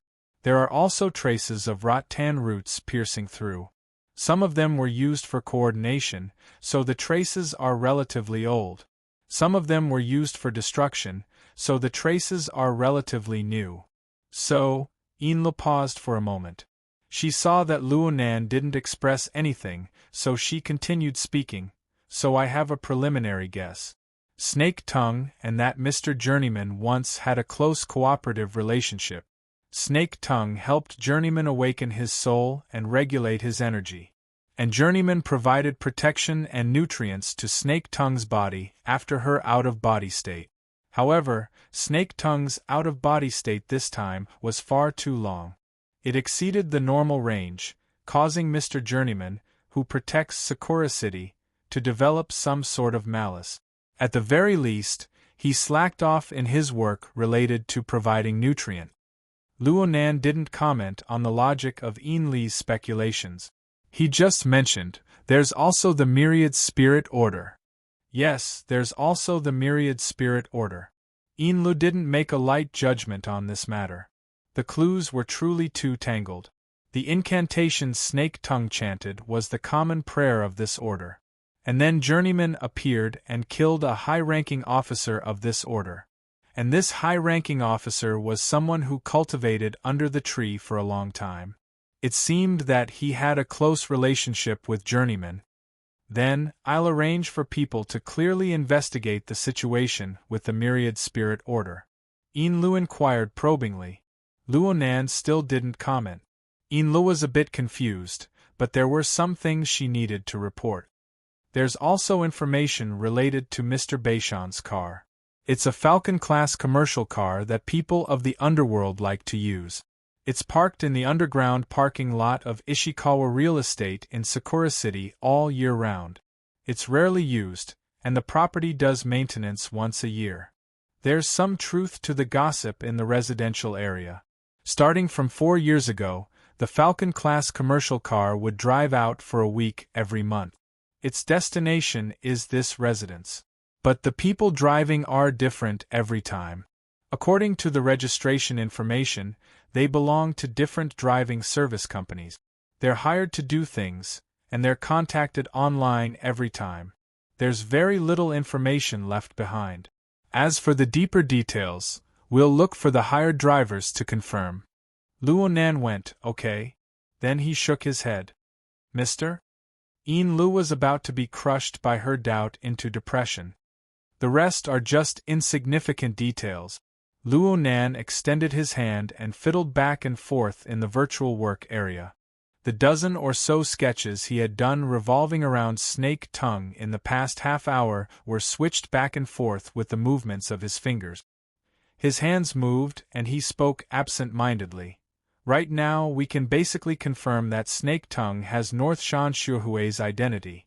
She's managed a hiding lair for herself. What role does Wei play here? What role does the myriad spirit order play? How did that car get arranged? Is the real North Shanshuhui dead? Or is she Snake Tongue's hidden identity to begin with? There are many details to dig into. The deeper you dig, the more you can see its exquisite and ingenious structure. But so what? Then, we're already here, aren't we? All of Snake Tongue's disguises have lost their meaning. Her suspected collaborator, Mr. Zweiman, has also given up on this place. We hold her life and death in our hands. Right now, we just need to cover her nose and mouth, and all of her efforts will turn to ashes. Lu was speechless. It was true that Luonan's tone was absent-mindedly, but she couldn't mistake his particularly serious gaze. She didn't doubt in the slightest that this youth would carry out these words without the slightest hesitation if necessary. From this, it could be seen just how intense Luonan's hatred towards Snake Tongue was. All of this was because of the building in Xia City known as the North Shore Gear. No, it would be more accurate to say that it was because of the deep foundation of Luonan's core, the concept mask. It was a special familial love that he longed for immensely but was destined to never be able to recover. Lu lowered her gaze. She didn't dare to look Luonan in the eye, but Luonan's voice continued to transmit into her mind. Snake Tongue has done everything perfectly. Full marks for logistics arrangement. Excellent tactical design. However, she made a fatal error in her judgment of the most crucial link of the overall situation. She didn't clearly see the mission provider at the start. She misjudged the ultimate goal of the mission at the end, which was me. The start and the end were a complete mess. She didn't have a way to deal with a powerful enemy that transcends her scope. Her judgment of the overall situation was naturally abysmal. So what if the details in the middle were perfect? Lu raised her eyelids slightly and her lips parted slightly. She wanted to say something along the lines of, "Mr. is right." But what she saw next was Luonan pulling out different sketches one after another from the virtual work area. Some of them had concrete images. Some of them were just abstract silhouette. In total, there were over 20 sketches. Right when she was baffled, she saw Luonan wave his hand in a casual manner. The vast majority of these sketches in the virtual work area flared with the special effect of flames. Then they were annihilated into nothingness. This was a sign that the system had completely deleted them. Mr. Lu was completely confused. Jian isn't far. You need to take this as a warning. Luonan's eyes were exceptionally bright and clear before the flames ignited in the virtual work area. He laughed once more. I was lazy and didn't add the most important parameter. Luckily I haven't handed in my homework yet. Otherwise, it would really be ugly. Luonan spoke words that Enlu didn't understand at all. He stood up and walked outside. Let's go. We need to work overtime tonight. Enlu completely gave up on understanding Luonan's thought. She just followed him. But when she saw Snake Tongue lying at the edge of the entrance, she couldn't help but ask for instructions. I'll send people to move Snake Tongue. No. Don't worry about her. Luonan waved his hand and the veil of concealment, which was floating beside him, was cast back onto Snake Tongue's face. It automatically followed the previous settings and transformed into Northmont Shuahui's exquisite and enchanting face. Even though I don't want to say it, it's really too much of a pity to destroy such an exquisite and ingenious setup. Don't you think so? Chapter 744. Snake Tongue wasn't sure if she was still alive. Her soul had already been in an out-of-body state for over half a year. To be precise, it had been 183 days. A spellcaster's high-precision perception of changes in the world allowed her to be like a clock, meticulously recording the passage of time. But right now, the only reference for this ability was herself. From the looks of it, the only effect it had was a meaningless record of death. She didn't know if this had already broken the records of the inner world, but she knew that her condition was very, very bad. Perhaps she was only one step away from death. It was still the same question. Was she really still alive? Legends of undead immortals had been passed down in East Asian cultures since ancient times. Although the details were different, the general idea was that cultivators abandoned their fleshly bodies and their souls left their bodies to roam between heaven and earth. Because of this, they possessed inconceivable divine abilities. But the trajectory of their lives unexpectedly drew a parabola. At the end, they fell into the abyss of despair. Perhaps in a few years or a few decades, Snake Tongue's example would be added to the footnotes of undead immortals. But the most likely outcome for her would be the same as the swirling and tearing clouds in front of her. She would be silently annihilated without the slightest trace.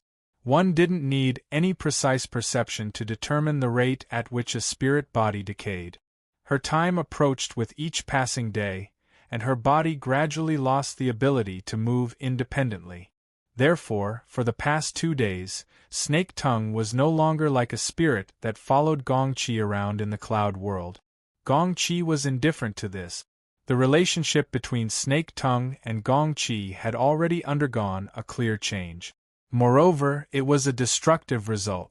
On Snake Tongue's side, there was hope and despair, vigilance and numbness. On Gong Chi's side, half a year had passed. No matter how gloomy and ruthless he was, it was impossible for him to perfectly control his emotions at all times. Bewilderment, fear, irritation, and anxiety. These negative elements were like prisoners. Bit by bit, they scattered out and were received by Snake Tongue. Finally, on a certain day, at a certain moment, these accumulated elements broke through the limits of the hope in Snake Tongue's heart. The net of her will was finally unable to bear the truth of despair. Snake Tongue erupted. She questioned Gong Chi's lack of progress over the past half a year. Of course, she also questioned the substance of Gong Chi's activities here. Then, the truth of everything was revealed. Gong Chi, this insufferably arrogant extraordinary who seemed to have a card up his sleeve, was actually just a prisoner trapped in this cloudy world. The two circumstances weren't fundamentally different, just that Gong Chi's reliance on his flesh shell was a bit less, and his arrangements for his escape were a bit more stable. He had the ability user association as his backing, and so on. When all these things add up, it's actually a qualitative difference. The difference was so great that it made Snake Tongue jealous. Jealous to the point of insanity. Gong Chi had the ability user association behind him, while she was just a lone wandering soul. She didn't have anyone she could fully trust, nor did she have the strength to back up her trust. Even if she had a grade B Cursemancer who was extremely rare in the inner plane, She could only carefully manage her own base between the cracks of various factions. After so many years, she had only managed to find a seemingly loyal but actually more and more unfathomable mutated tree demon. She had only managed to build a small, insignificant church with some deceptive designs in the out-of-body state. She could use these designs to last 2 months, 3 months, or at most half a year. There was simply no meaning in continuing to prolong it. She even felt that even if she immediately broke free and returned her spirit body to her body, with her current state, the greatest possibility was that she would die along with her fleshly body. So, I can already be considered dead, right? A good swimmer drowns.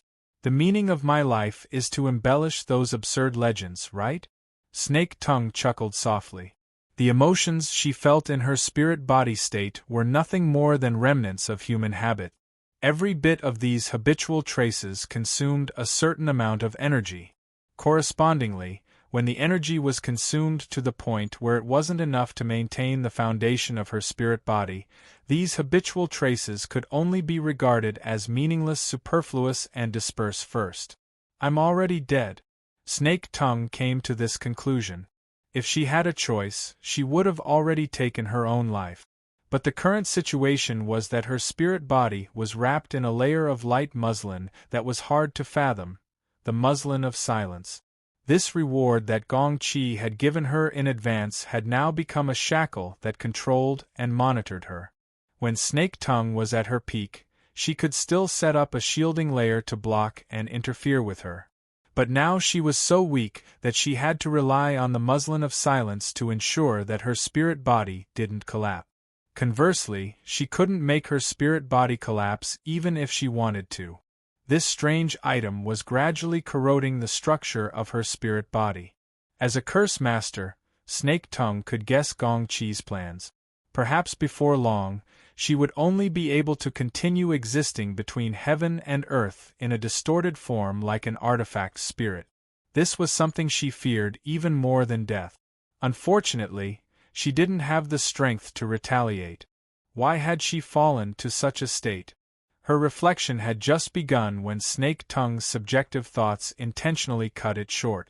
She didn't want to engage in these meaningless thoughts. Apart from continuing to consume her soul force, it would cause her to rapidly and continuously approach that pitiful artifact spirit. She emptied her mind and silently curled up under the muslin of silence. She watched the surrounding clouds surge and tear apart before drifting away. Gradually, her mind became somewhat absent-minded. Perhaps dissipating like this wasn't a bad thing. The moment her consciousness collapsed might be true liberation. Snake Tongue was absent-minded and absent-minded.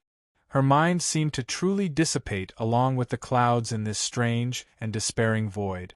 And in the chaotic prelude to the complete destruction of nothingness and the complete arrival of chaos, a color completely different from the white clouds and bloody light she was accustomed to seeped in. It was like splashing ink, instantly rendering the edge of her perception. An illogical change of situation. It was a dream. Snake Tongue had a dream. She dreamed of Sakura City. She dreamed of the shrine she lived in during her youth. She dreamed of the clear ripples of North Mountain Lake. She dreamed of the color of night that blended perfectly with the lake water. Under the hazy curtain of darkness, she calmly walked on a tree-lined road. The cool breeze that blew against her face carried the fresh scent of a fragrant camphor tree in the middle of its flowering season. Zweiman seemed honest and sincere, but he was a freak that wasn't worthy of trust. It was this point that gave people a favorable impression of him. Mrs. Yamamoto snorted at her. Her face, which couldn't even be supported by hyaluronic acid, was filled with jealousy. Right, she was also Northmont Uehui. In her early years, in order to conceal her identity, she had personally operated a fake body to satisfy the desires of a few young girls. That was an age of freedom. She could freely switch between 2 identities, and she could casually tease those foolish people who were drowned in money, beauty, and power. Now that she thought back to those days, she felt that they were quite pleasant. But unknowingly, her happy life had ended. It was probably after she became a B-rank curse mage that she began to have even greater ambitions towards cultivation. She wholeheartedly worked hard to climb even higher peaks. Snake Tongue, who was also Northmont Uehui, had returned home while drifting through her memories. Up until now, everything had been fine. She put down her handbag and bent over to change her shoes. In the next moment, the attack arrived. Snake Tongue was absent-minded once more because her instinctive reaction was completely ineffective. Her defensive counterattack had been completely reduced to nothingness, and what appeared before her eyes was a scene that seemed so real that it bordered on absurdity. That's right, am I dreaming? This dream was so real that it caused one to tremble. Snake Tongue dreamt that Northmont Uehui was walking like a normal person between the residence and the distorted camphor tree. This was the pilgrimage route that she had planned out. This meant that her fleshly body had already entered the most dangerous stage. She had to accept the protection and energy injection of Georgia Way men. She also dreamt that Northmont Uehui had been infiltrated and violated. The irony was that the intruder was actually a high-ranking cadre of the myriad spirit order that she had single-handedly created. Georgia Way men had made a move. This was within reason. But it could be seen that after that bastard had seized the life of a high-ranking cadre of the order, he hadn't left Northmont Uehui any leftovers. And when the chaotic situation ended, only Northmont Uehui remained in the messy residence. This was her body, which had exhausted the last shred of its strength, making a final struggle. It can't be like this. I have to get up. Snake Tongue had enough of this dream. She could imagine the fate of her body in her mind, but she really couldn't bear to see such a realistic and absurd scene play out before her eyes. At this moment, she merged with Northmont Uehui and struggled with all her might, even though she knew that struggling in a dream was meaningless. Then it moved. Her fingertips moved. In the dream, Northmont Uehui was dumbfounded. In the cloud world, Snake Tongue was also dumbfounded. The entire world, regardless of whether it was real or fake, seemed to freeze. Countless thoughts rose and fell in succession. She pushed Snake Tongue to try again and again, but the result made her go crazy. What was this? What was this? If she was watching a movie that had nothing to do with her, if she was only going to endure the torture of the scene, then Snake Tongue would have accepted it. But what was going on with this ambiguous situation? She could control her body, and had that tiny bit of reaction, but she simply didn't have the feeling of her soul fusing with her body. It was like she was using a game controller to control a character in a game. Half of her body didn't respond, but the other half sent back clear feedback. It was nothing more than feedback, nothing more. It wasn't any more meaningful than the vibration of the controller. Her soul body was still in a detached state, and her body couldn't receive the warmth and nourishment of the supernatural power. Everything seemed to be separated by a thin and hard layer of glass. All she could do was constantly wipe away the moisture that she breathed out, making the scene in the dream a bit clearer. She used this illusory reality to torture herself a bit more crazily. Apart from this, there was nothing. Nothing at all. Even the tiny bit of vital energy left in her soul body had scattered quite a bit from this torment, pushing her one step closer to the edge of death. Reality and fiction, hope and despair, were separated by a layer of a dream.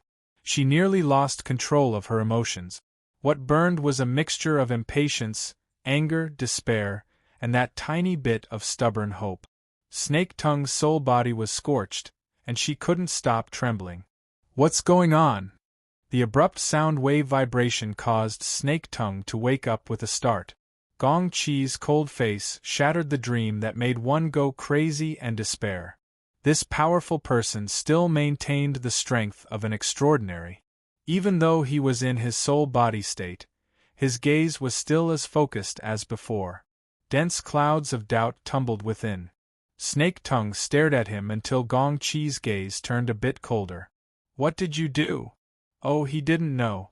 The veil of silence was constantly monitoring her, but she hadn't discovered any clues. Was it really just a dream? This was what Snake Tongue thought and said. I'm dreaming. I'm dreaming that I'm going to die. Snake Tongue suddenly felt that it was extremely comical when she saw Gong Chi's instant bewilderment. She laughed loudly, and her sole body was like a candle flame in the wind, swaying in the violent winds above the clouds. Gong Chi looked at her, speechless. Regardless of whether it was the violent winds above the clouds or the laughter, it was impossible for them to be transmitted to another space-time. However, there were some special psychic waves that possessed even more marvelous radiation and penetrative properties. Fan Lu suddenly opened his eyes in the Lake City region of Earth, which was completely unrelated to the cloud world. He could see that the main body of the world was still dark, but the rampant spotlights and noisy music painted the environment into a nightclub atmosphere. That's right, this is the nightclub. How did I get here? Oh, after sending off the boss, he came back to greet that lunatic centaur. In the end, that fellow maintained a high level of excitement for a long time. He forcefully dragged him and little Zhao, who had hurried over to support him, to the highest-class nightclub in Lake City to drink and celebrate. Little Zhao was already hanging in the corner. As for Fan Lu himself, he seemed to have fallen asleep and had a dream. Dream? What did he dream of again? The alcohol stimulated part of his brain to slow down. Fan Lu already had no sensitivity towards the vague memories of his dream. He didn't wait for him to be more clear-headed. A grimace painted with blush, eyebrow pencil, and lipstick suddenly blocked his eyes. The grimace opened its mouth and roared, "Get up and get high! F***CK, what a nightmare! What the hell are you doing, centaur?" That's right, there seemed to be a centaur in his dream. That fellow was messing around in the old base. Fan Lu's thoughts were broken again. In reality, the centaur in the real world was grabbing his shoulder and shaking him violently. The shaking made the 1 kilogram of alcohol that he had just poured into his mouth want to be sprayed onto the ugly face in front of him. If that happened, he would be dead for sure. Fan Lu decided to go out and sober up. He could actually dream of this centaur. If he continued to play with this lunatic, he might take the initiative to drill into the gene modification room. He covered his mouth and waved his hand to push away the centaur. He hurriedly got up and walked out. However, just as he took a step, he was grabbed by the back of his collar and forcefully pulled back. At the same time, another 1 kilogram bottle of brandy was forcefully stuffed into his mouth. Woo woo woo!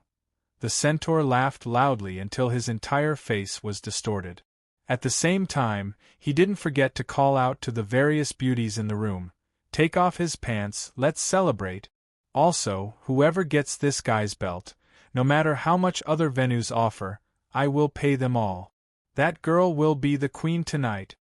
The 7 or 8 women in the private room screamed at the same time. The next moment, Fan Lu, who was drunk, was drowned by the pink arms and legs. His eyes rolled up, and his remaining consciousness asked the ultimate question in the world: who am I? Where am I? Chapter 745. April 28, 2097. It was the weekend and the moon was waning. However, it was still a bright moon that did not fall at night. Whether it was on the shore or on the lake, the view was flat. The lake and the sky seemed to be devoid of dust. In Banqing, such moonlight was said to be able to shine through the Beishan Lake and reach the ruins of the ancient capital under the lake. Therefore, many Banqing residents went on a family trip to the Beishan Lake to enjoy the scenery of moon overlooking Mountain Island. There were also people who set off fireworks or took a boat to the lake until the latter half of the night. Thanks to the moonlight, the incense of Mr. Zoe Jiawei was also very strong these 2 days. The clusters of white flowers on the branches and leaves seemed to be able to store moonlight, which contrasted with the green leaves. It was dazzling. Enlu stood on the top deck and looked at the lakeside where the figures were gradually thinning out. Most of them were looking at the special camphor tree. She was only 2 or 3 kilometers away from the lakeside. The person on the shore must have also noticed this. The aquatic plants near the shore also seemed to be very active, rippling light waves in the shallow water. A very cautious guy. Inlo had no intention of challenging Zoe Joey's vigilance. Speaking of which, it should have been scared out of its wits in the past 2 days. Well, the surrounding residents were actually not having a good time. However, everyone was muddle-headed and forgot everything when they woke up. If you insist on being isolated from the world, then you can't blame others.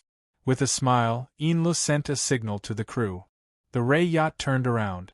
Like a dolphin, it swam on the sparkling Beishan Lake, showing off its skills and breaking through the waves. Soon, it left the trees and stone embankment on the southern shore behind. However, at this time, Inli's mind still maintained a vague connection with the other side.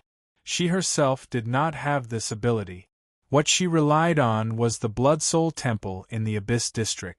It was through the magic of the Blood Soul Temple that she could collect the restless emotions that were constantly gathering and pressurizing in the relatively vast area on the southern shore of the Beishan Lake. It originated from the dream. In front of Inlo, the virtual workspace was always lit, forming a beautiful light-color balance with the sprinkling moonlight. In addition, a virtual keyboard was also projected. Li's slender fingers danced on the keyboard as she drafted the letter. Lu chose to use this retro method to sort out what she had done, experienced, and guessed in the 3 days since she arrived in Banshing City. She wanted to find a connection and better explain it to her boss, who was thousands of kilometers away. So far, only 25% of the total budget of the operation has been spent. Practically every item is below expectations. Aside from the basic consumables, this item has already exceeded the budget by 4 times. Mr. Luonan has displayed astonishing efficiency, both in the way he arrived in Banshing City and in the way he acted after arriving. It only took him an hour to achieve the basic goal that he had set in the beginning. All the time that followed was spent on arduous and monotonous cultivation and experiment. Inlo finished inspecting the draft from before. She pondered for a bit before continuing to write. I believe that Mr. Luonan possesses a type of talent. There is certainly a logic system within his brain that we are unable to comprehend. I have eliminated words like divinity, omniscience, and so on. This is because I have seen Mr. Luonan repeatedly make inconceivable judgments. He takes a long time to think and then verify things. He still retains the habits of thinking similar to humans, but his methods are very different. Right now, the yacht had slightly changed its direction, and the angle of the moonlight was slightly different. The virtual workspace automatically adjusted the brightness of the colors, forming a faint wave-like fluctuation. The speed of Li's fingers was not affected. On the contrary, when it came to the current domain, the magical experiences of the past few days surged up in her mind, forcing her to not even think about words and forming sentences. She only wanted to pour out her thoughts. I have seen at least 2 different modes of thinking related to Mr. Luonan's thinking. The first one is the configuration of thinking that the order needs the most urgently. I believe that Mr. Luonan already possesses a highly mature system model in this domain. In his eyes, all material and mental structures, including the forms of actions of supernatural powers, can be classified as configuration problems. I have mentioned the complex relationship between snake tongue and the mutated camphor tree. I hope that my description won't cause you any trouble. In fact, the words I use to express myself are merely a clumsy description of the configuration diagram that Mr. Luonan drew. Inlu didn't bother to express anything here. She just inserted the 3D configuration diagram that Luonan had drawn 2 days ago in response to this problem as an attachment. The automatic layout effect was very dazzling. Even the plain text seemed to jump. The maze-like configuration diagram didn't show the image of a large tree or a beauty at all. It was more like the perspective diagram of some kind of complicated machine. According to Luonan, the diagram included the dynamic energy of Snake Tongue's body and the camphor tree that was several kilometers away. It also included the interaction of this model with the surrounding environment. They could be direct and orderly arranged. They could be disassembled and reassembled. They could be optimized according to a set of rules, forming a system that was even more closely related. These were all Luonan's explanations and demonstrations. Inlo could only accept and copy everything. After doing all this, Inlo quickly got rid of this domain that she wasn't good at. She began to talk about another matter that she was more concerned about. It was also a peculiar process that she was still pushing forward. As for the second type of thinking program, perhaps you have already seen some clues from the changes in Blood Soul Temple. In the past few days, the emotions of the residents of Banshing have been very restless. The Order even took the opportunity to develop a few shallow believers. These changes originated from Mr. Luonan. He is using a method similar to the dream entering technique to smear the dreams of the people of Banshing. He calls this method creation. The following is a related work. Lu inserted the second attachment. This was a psychic diagram that Luonan had created last night. The scene on the diagram was relatively abstract. From Li's point of view, Luonan had drawn a stormy weather on the sea. The silhouette of a giant ship teetered on the crest of the waves. But the most eye-catching thing on the diagram was the 3 sets of dusky pillars of air. They were like 3 scattered sea tornadoes, occupying more than half of the space in the diagram. Luonan didn't deliberately hide his methods. He even took the initiative to invite Inlo to look at it. He said that she could interpret it from many angles. This was why Inlu dared to pass this psychic diagram to Lady Halder. She even added her own judgment. She didn't try to forcefully interpret the psychic diagram. Instead, she talked about her impression of Luonan as a whole. I feel that Mr. Luonan has a strange sense of dislocation. He clearly possesses inconceivable talent and ability. He also firmly believes in his own unique logic system. But he often unconsciously underestimates his own strength and the effects of his actions when making specific judgments. With Mr. Luonan's perception and judgment, this sort of dislocation shouldn't have occurred. Perhaps there is a problem with the frame of reference he chose.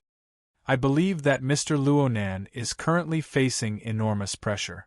From what I've seen, he's abandoned all forms of entertainment in Banshing. Aside from those thoughts that are hard to understand, he's engaged in high-intensity training between the 2 energy centers. He's extremely nervous. He's as taut as a bow. It's as if he's going to fight a life-or-death enemy at any moment. But the horn demons that have been running rampant these past few days simply don't have the qualifications to become his enemy. I'm unable to determine where his enemy is coming from, but the bottom line of my judgment is that it's an extraordinary level character. But what makes me very puzzled is that with Mr. Luonan's transcendent status in the Xia City branch, 1 or 2 extraordinaries aren't enough to give him such enormous pressure. Then I consider the secretive nature of Mr. Luonan's activities in Banshing. So I have a guess. It's very likely that he wants to face an opponent that he can't reveal to outsiders. Considering the public nature of his conflict with Quantum Corporation and the Order of Justice, it's unlikely that the enemy comes from these 2 powers. Then it's very likely that the enemy comes from within the ability user association system. Of course, it's also possible that it involves some secret interests that can't be revealed to outsiders. This guess can explain the problem of the frame of reference. It can also partially explain the problem of the psychic diagram. This is because Mr. Luonan is only considering the extraordinary level. And this is very likely an opportunity that belongs exclusively to us. An opportunity to truly unify our standpoint with Mr. Luonan. Should I try to understand this aspect of information during my time in Banshing? Should I make my stance more clear to Mr. Luonan? I'll leave it to you, boss, to decide. The letter could be considered to have come to an end at this point. There were still a few words that didn't convey the meaning of the letter. Inlo had to correct them one by one at the end. She read through the letter once more, checking whether or not she had missed any key information. But the more she read, the more subtle the feeling became. She seemed to have made some sort of misplacement between the lines of the letter. It was in the aspect of standpoint. Inlu was a bit absent-minded. And at this time, the speed of the yacht suddenly dropped significantly. It soon came to a stop. She furrowed her brows. She was just about to contact the head of the crew when a message came from the other side. A strong magnetic field has appeared in the surrounding area. The electronic equipment on the ship has been disturbed. It seems that cruising has arrived nearby. Is that so? Inlo got up. Because she was looking down from a high vantage point, her field of vision was wide. Her gaze moved a bit, and she saw a strange bubble suddenly bubbling up on the surface of the lake in the distance. The surface of the lake began to ripple. Half a second later, under the illumination of the moonlight, a certain shadowy structure that was still very stubborn emerged from the surface of the lake. It floated up step by step. Inlo didn't need to read the follow-up to know that it was a combat machine constructed from flesh and steel. The opponent's body soon completely emerged from the surface of the water. According to the data, the combined weight of flesh and steel should be over 300 kilograms. Its density was far greater than that of water. But this exoskeleton armor, as well as its controller, had never intended to rely on buoyancy. The tough body surpassed the rippling clear water and crushed through the nearly empty transparent air. It slowly rose between the lake and the sky illuminated by the bright moon. It floated in midair. Under the low-power stealth mode, the maglev jets were always in a closed state. The gloomy multifunctional stealth coating swallowed and distorted the moonlight, making this combat machine appear like a malevolent and oppressive demon. But the surrounding air and lake water faintly resonated. It was as if it had turned into an exclusive choir, singing together in praise of majesty and holiness. Chapter 746. The 300-kilogram mixture of steel and flesh floated in the air for approximately 20 seconds before naturally turning around and landing on the top deck of the yacht. The top deck wasn't that big to begin with, but it was divided into the sunlight area and the driving area. The latter was very difficult to accommodate an exoskeleton armor, so Luo Nan naturally chose to land in the sunlight area. This squeezed Inli's space and gave her quite a bit of pressure. Inlu didn't retreat. She trusted Luo Nan's control skills, so she needed to display this sense of trust. When the exoskeleton armor finally came to a stop, the protruding blades of the side arms were only a few dozen centimeters away from Inli's face. The powerful electromagnetic field, the mutual interference forces of the mental and the material blended together. The sound of electric currents from the driving machinery and the fine grinding sounds of metal components formed a reverberation, pushing the surrounding air molecules to oscillate back and forth. It made her body feel numb, as if she had been electrocuted. This was the truth. What followed was a wave of heat. The outermost layer of flesh and fascia of the exoskeleton armor was finally unable to withstand the repeated pressure of various forces. It was as if it had encountered a high temperature. It was scorched black, curled, and finally burned into ashes. Inlo had seen this sort of situation countless times over the past few days. She was already used to it. She didn't even blink.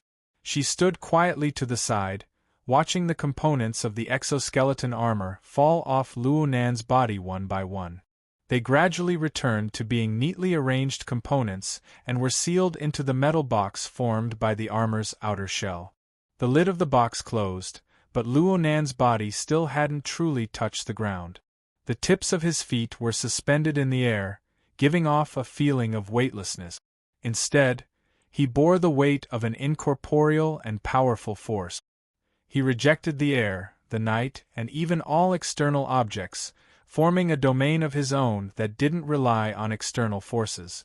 Even though his floating weight had been reduced by over 200 kilograms, this method of purely relying on his body to resist Earth's gravity shook Inli's mind even more than the previous scene of wearing armor. This was truly not relying on external object. His fleshly body floated in the air. This was an extraordinary power that humans had always yearned for in their dreams since ancient times. Even though they had entered the era of distortion, this sort of ability was still rare. It was also the most eye-catching, especially since Luo Nan didn't use any shortcuts or methods. Instead, he used his control of electromagnetic power to probe into the fundamental plane of the world. He used the most upright methods to form this legendary scene. Of course, Yin Lu was envious in her heart. She had also tried flying before, but it was through an out-of-body state. She couldn't understand the similarities and differences between the two, but it must be a wonderful experience. She didn't need to conceal her emotions. She just stood beside Luo Nan's floating body and let out a soft sigh of admiration. Truly inconceivable strength. If I start learning electromagnetic configuration from now on, will I have the chance to replicate your ability in the future, sir? Of course, this is the most basic requirement. Luo Nan let out a long breath. The tips of his feet finally touched the deck, and the powerful electromagnetic field around him gradually subsided. With your relationship with the Blood Soul Temple, you already possess the basic strength of mental interference with matter. As long as I can grasp the basic electromagnetism configuration and learn some transformation techniques, I will definitely be able to fly in the air for a short period of time. As for combat applications, I am currently learning them. Clearly, someone had chosen the wrong frame of reference. Yin Lu didn't continue this topic. As a secretary, mentioning herself was actually a way to highlight the brilliance of the boss. It would be too stupid to declare that she wanted to become like the boss, even if she couldn't help but yearn for it. She changed the topic to Luo Nan's practice schedule. Today ended a bit early. Sir, do you have any other plans? Or do you want to rest early? There's news from Xia City. It's a good time for me to change my mind. News! The coordinates of Grandpa's laboratory are up for auction. Luo Nan was too lazy to form a sentence. He just said a few key words. He sat directly on a bench in the sunlit area and relaxed his body. There's finally some news from that side. I think they'll send me an invitation in the near future. Yin Lu was even more cautious when dealing with such a sensitive topic. Have you already confirmed the auction house? Yes, the Toyama auction house. It's over at Bin City. Bin City. Yin Lu nearly said, what a coincidence. But when she saw Luo Nan's unexpectedly relaxed expression, as well as Luo Nan's increasingly deep eyes, she swallowed back her words. She thought for a bit and said, the Toyama auction house has quite a lot of activities in the inner world. After all, the surroundings of the archipelago are rich in mutant species. A lot of special materials are auctioned there. I remember that their spring auction is about to begin. If it's in Bin City. It might not be in Bin City. Luo Nan faintly smiled. If we play a little bit and add some promotional activities, wouldn't we be able to pull more people onto the ship? Onto the ship? Yin Lu subconsciously swept a glance at the yacht beneath her feet. She didn't understand Luo Nan's joke. Mister, if you want to raise funds, Luo Nan directly interrupted her. Why would I need to spend money on my grandfather's things? I just want to see who in the world is the one paying for the sound. Yin Lu was unable to grasp Luo Nan's emotions and thoughts. She could only say the most correct words. I'll listen to Mister's instructions in everything.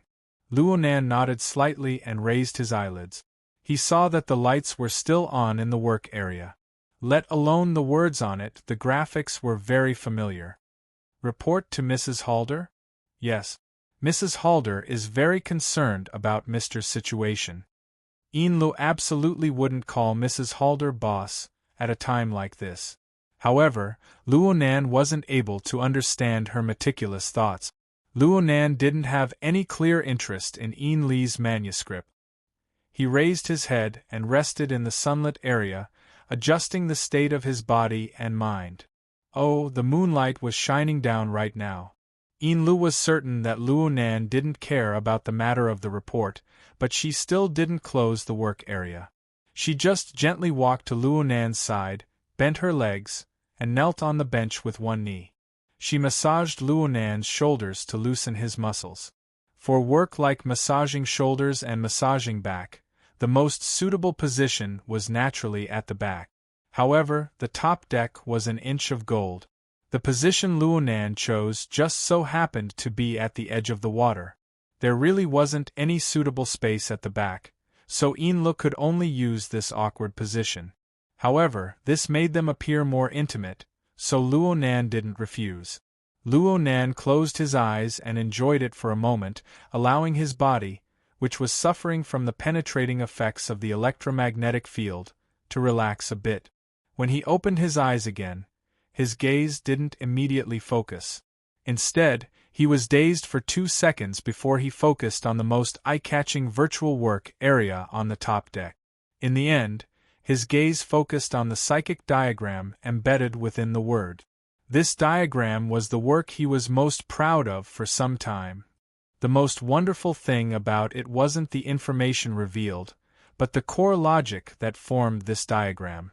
Luo Nan had told Lu that there were multiple angles of reference and interpretation, but deep down in his heart, he always believed that the only person who could truly understand this psychic diagram was perhaps himself. This was because this was an intuitive diagram constructed upon the foundation of the developer mode of the mental world. It was also the first time Luo Nan didn't avoid a true enemy. He risked the danger of suffering a backlash from psychic communication to carry out a surveying and mapping survey. Luo Nan's initial clairvoyance on the mental plane was vastly different from the results he saw from other ability users. He didn't see the structure of 3 layers, 1 region, and 1 domain from the very beginning. Instead, he saw a deep multi-layered structure of curtains. Countless curtains fluttered and fluttered within the deep void. They were all independent, layer upon layer, and there was no end to them. However, under the influence of rules and power, several strands would occasionally twist and converge, forming either stable or loose nodes. The vast majority of them were only temporarily adhered together, quickly dispersing on their own. But there were also some that, once twisted together, formed into a dead knot. Brand new rules and laws were solidified, making it hard to separate. Basically, Luo Nan viewed the movements displayed by these curtains as the reflection of extraordinary power on this special plane. Every node that was twisted by the curtains was the result of the extraordinary power of an ability user. It was just like when people explored the abyssal region. Some people were powerful enough to leave behind permanent or semi-permanent solidified configurations in the abyssal region. Some people couldn't even persist for a few milliseconds. Of course, the developer mode of the mental world and the abyssal region couldn't be equated. The former was more like the bottom layer of an operating system. The layers involved were deeper and broader. It was more like the intuitive embodiment of some system rules. Luo Nan viewed this judgment very cautiously, but he would occasionally float. He gave himself the grand title of a man who gazed directly at the truth of the world. This was the first time that Luo Nan's version of the truth of the world was consciously replicated and placed into the psychic diagram.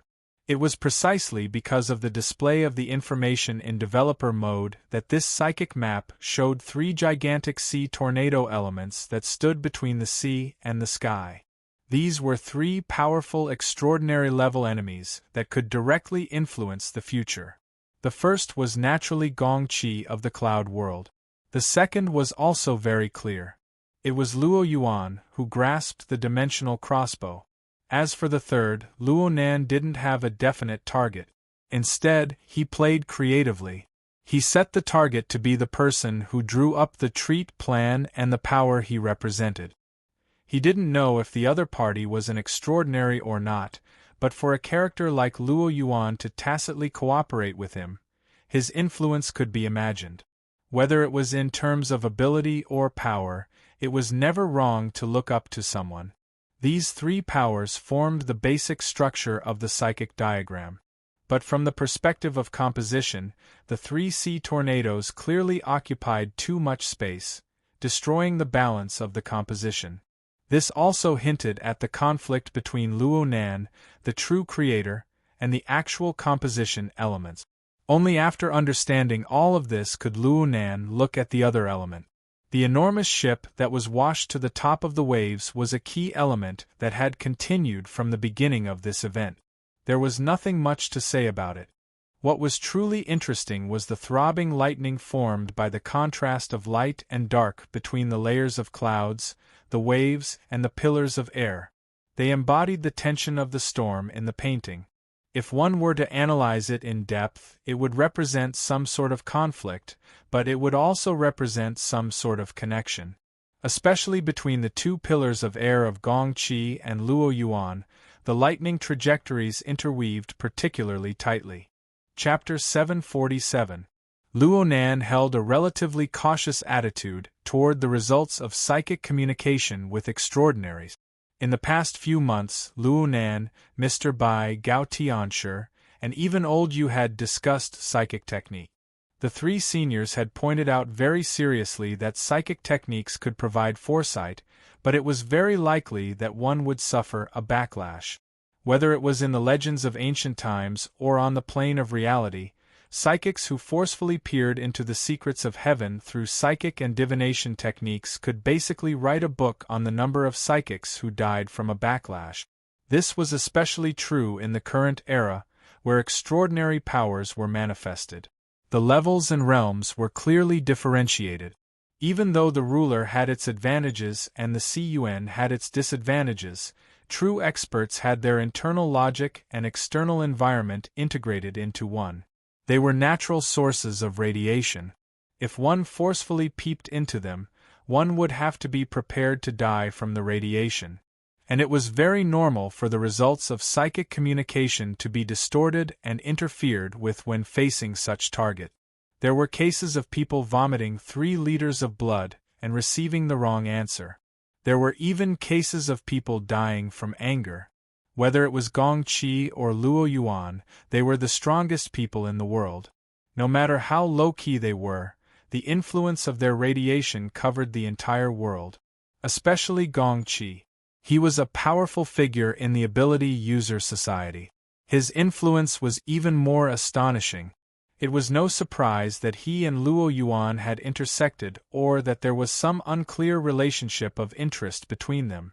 Therefore, Luo Nan wouldn't come to a conclusion easily. The results of psychic communication needed to be verified. Plus, he wasn't directly probing the too dangerous target. When using the psychic diagram, Luo Nan had intentionally overstepped the iron law of avoiding extraordinaries when using the psychic technique. He had taken the initiative to touch the domain of extraordinaries, but he did his utmost to avoid meeting force with force. He tried to use more skillful methods. He made more thorough preparations. He chose a more suitable and ingenious angle. He also found the most comfortable and smoothest starting position. Snake Tongue and Fan Lu. Neither of these two were extraordinaries, but one was Gongqi's spirit behind his back. The other was Luo Yuan's driver. They formed a close and direct connection with the two extraordinaries, but it was also a blind spot in a certain sense. It looked like a trick, but it was actually the optimal solution obtained by combining all kinds of intelligence and information. Right now, Luo Nan had 2 different methods of dealing with Snake Tongue and Fan Lu. He used a method of close contact with Snake Tongue. However, he didn't have any hope that she could keep this secret. All he wanted was a channel of information that could influence Gongqi's judgment. However, the current situation was so smooth that he was a little surprised. Let's leave it at that for now. As for Fan Lu, Luo Yuan's chauffeur, he was a perfect entry point. He had been following Luo Yuan for more than 10 years and was definitely a trusted aide. Even if his aptitude was mediocre and he was unwilling to undergo genetic modification, his status was neither high nor low. However, his understanding of Luo Yuan was far greater than anyone else's.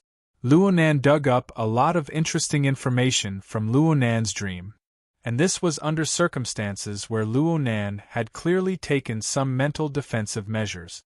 Moreover, although Luonan used the psychic diagram as an effective method of gathering and analyzing intelligence, he wouldn't wholeheartedly rely on this method to conquer the world. Once the psychic map had a clear direction and center of gravity, the entire world's mental sensing network would be put to good use. Luo Yuan's senses were far too sharp. Luonan couldn't follow him all the time to avoid attracting attention. But Luonan didn't need to worry about anything here on Fan Road. Luonan temporarily set aside his cultivation. Aside from the news related to the auction, he also received more concrete feedback on the actual scene. Right now, it was early morning in Ban City. Inland, whose city was roughly 2 time zones away. Right now, it was midnight. Fan Lu, the target he was paying attention to, had already been waiting quietly at Hu City's airport for 3 hours. Finally, the transport plane from the wilderness had arrived. Fan Lu was involved in a large transaction, and it was a crucial link in the treat plan. Fan Lu personally handled all the procedures of receiving, inspecting, transferring, and so on. From the moment the transport plane arrived, Fan Lu and his attendant, Little Zhao, didn't have a moment of leisure. Separate the equipment and data. Okay. Are the appraisers from the Toyama auction house here yet? The transfer vehicle is waiting over there. Our people don't get involved. Let the people from the Toyama auction house handle it. This matter has nothing to do with us from the moment the equipment leaves the transport plane. Everything was busy but not messy. While the appraisers from Toyama were nervously inspecting the equipment and data, Fan Lu had already finished his work. He let out a long sigh and even had the leisure to lament, "I haven't seen these familiar old objects in 20 years. Speaking of which, I actually didn't notice them at all when they were placed in that place."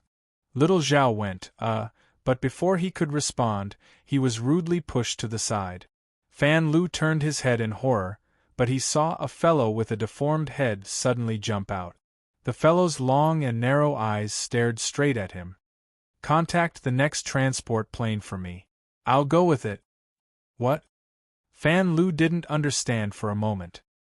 He was even more baffled as to why this fellow, the horned demon, suddenly followed him. Speaking of which, although the transaction with the Toyama auction house was done under the name of the horned demon, it actually had nothing to do with him. The airport wouldn't even notify him of the transfer, but this fellow, the horned demon, gave a rare explanation. "I suddenly had some inspiration in that laboratory. I want to go there to verify it. I'll take the next transport plane there." Fan Lu felt his scalp hurt. "It's not like you haven't been to that place before. It is not big, and now half of it has collapsed. If such a big transport plane goes there, it will definitely be empty. How can there be another one?" "Then arrange one for me."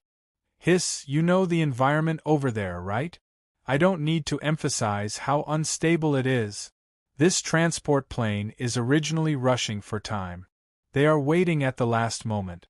Now even if I arrange one for you, there is a high probability that it will be transferred again. You won't be able to find the entrance even if you go there. Why bother?" "You idiot, why do you care about me? I was the one who found the entrance." Fan Lu's good intentions were trampled into the mud by the horned demon. No matter how good-tempered he was, he couldn't help but explode. "You found it? Ha, as early as 20 years ago we were there. I was also the one who found it 20 years later. Hee, that place has always been under Wu Jun's control. You snatched it. That was also found by me." Fan Lu finally realized that he had nothing to say to a madman, so he could only use the delaying tactic. "I have to inform Mr. Luo Yuan first." As Fan Lu said, he turned around to leave, but his neck was clasped by the fingers of the horned demon when his body only turned halfway, and he was forcibly pulled back. As the force penetrated, the blood vessels, nerves, and bones in his throat were squeezed and twisted. His vision turned black, and he almost fainted. "What are you doing?" Xiao Zhao was shocked. He wanted to come over to save him, but he was kicked by the horned demon and flew 10 steps away. He fainted directly. This time, the appraisal and transfer work on the transport plane was suddenly interrupted. Several appraisers from the Toyama auction house not far away were stunned. The security personnel they brought raised the firearms in their hands and aimed at the horned demon, who had already lifted the person halfway. The atmosphere was so tense that it could collapse at any time. Damn! Fan Lu knew that the horned demon was a dog. He would turn his face at any time, but he didn't expect the most ruthless bite to bite him directly. His vision turned with difficulty, trying to save himself. The security of the Toyama auction house couldn't be counted on, but at this time, he was on the transport plane. Some of the passengers here were the products of the gene exchange. Damn it, with his current state, unless Luo Yuan's attention was on him, there was no chance at all. The horned demon completely ignored the outside environment and the changes in the atmosphere. He only put his deformed and distorted face in front of Fan Lu. "Don't you understand? I found it, and I should have special rights there." Fan Lu's brain was already hypoxic. He slapped the horned demon's arm hard, but the latter just talked to himself. "These days, I have a lot of inspiration, especially when I am dreaming. I can feel some kind of wonderful guidance from those flying fragments. They may combine into the most wonderful answer at any time. Do you understand that feeling? Oh, I forgot that you can't speak." The horned demon finally let go, and Fan Lu fell directly to the ground. His whole body was soft, and he only knew how to cough and retch. The horned demon didn't mind squatting beside him and patted his shoulder and back. "I know you are very busy doing odd jobs. It is very difficult for you to understand this kind of mysterious state, so you don't need to waste any more effort. I make a request, and you just need to agree. Everyone can relax." Fan Lu repeatedly chopped the horned demon 100 times, 1,000 times in his heart, but he still had to act nice on the outside. He made his final persuasion with a hoarse voice. "You can wait a little longer. In a month, no, in half a month, you will have a lot of time to research. With that baby who is still drinking milk? I'm saying that you don't need to try your luck and find the door." The horned demon's finger pressed onto Fan Lu's neck. "I say, little Fan, even though we have been kindred spirits quite a few times, you still don't understand. Luck is my attribute. You don't need to worry about such a boring thing. Give me a definite answer. Do you agree or not?" Fan Lu coughed a few more times. He wanted to speak again, but his head had already been forcefully snapped down by the horned demon's monstrous strength. He nodded twice. The horned demon's voice came over. "Excellent. Happy cooperation." Thousands of kilometers away, Luo Nan began to chuckle.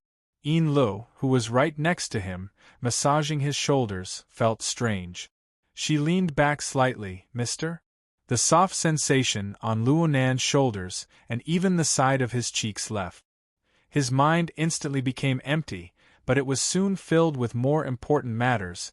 "You said that you had spare materials for the transmission array you built last time." "Yes." Chapter 748. The medium-sized transport plane flew through the night, advancing all the way inland, but in the end it still couldn't outrun the sun that rose from the horizon. The transport plane that flew all the way from Huqing finally arrived at the relevant airspace when the first light of dawn silently spread over thousands of miles of wasteland. From beginning to end, the cabin of the transport plane was empty. Everyone was in the cockpit. Of course, there were only 3 people on the entire plane: the pilot, co-pilot, and the centaur. As a bad customer who forced his way onto the plane, the centaur was self-aware and clearly showed his distrust of the 2 crew members. He was nailed in the cockpit until the transport plane arrived at the destination he hoped for. What was strange was that the cabin was empty along the way, and the cockpit was quiet. The centaur, who always had the talkative attribute, actually kept his mouth shut. If one didn't look back, one wouldn't be able to feel his existence. If silence could be accumulated, the transport plane would have crashed halfway due to severe overload. After finally reaching the target airspace, the Centaur finally said, "Descend." The transport plane penetrated the clouds and continued to descend.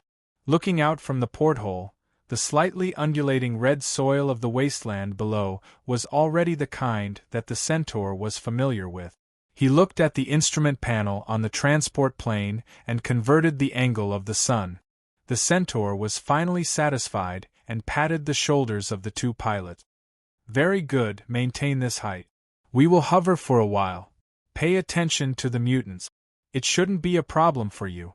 As the Centaur said, at an altitude of about 6,000 to 7,000 meters, the population and number of flying mutants couldn't be underestimated. Hovering around was not a good choice. However, neither the pilot nor the co-pilot spoke.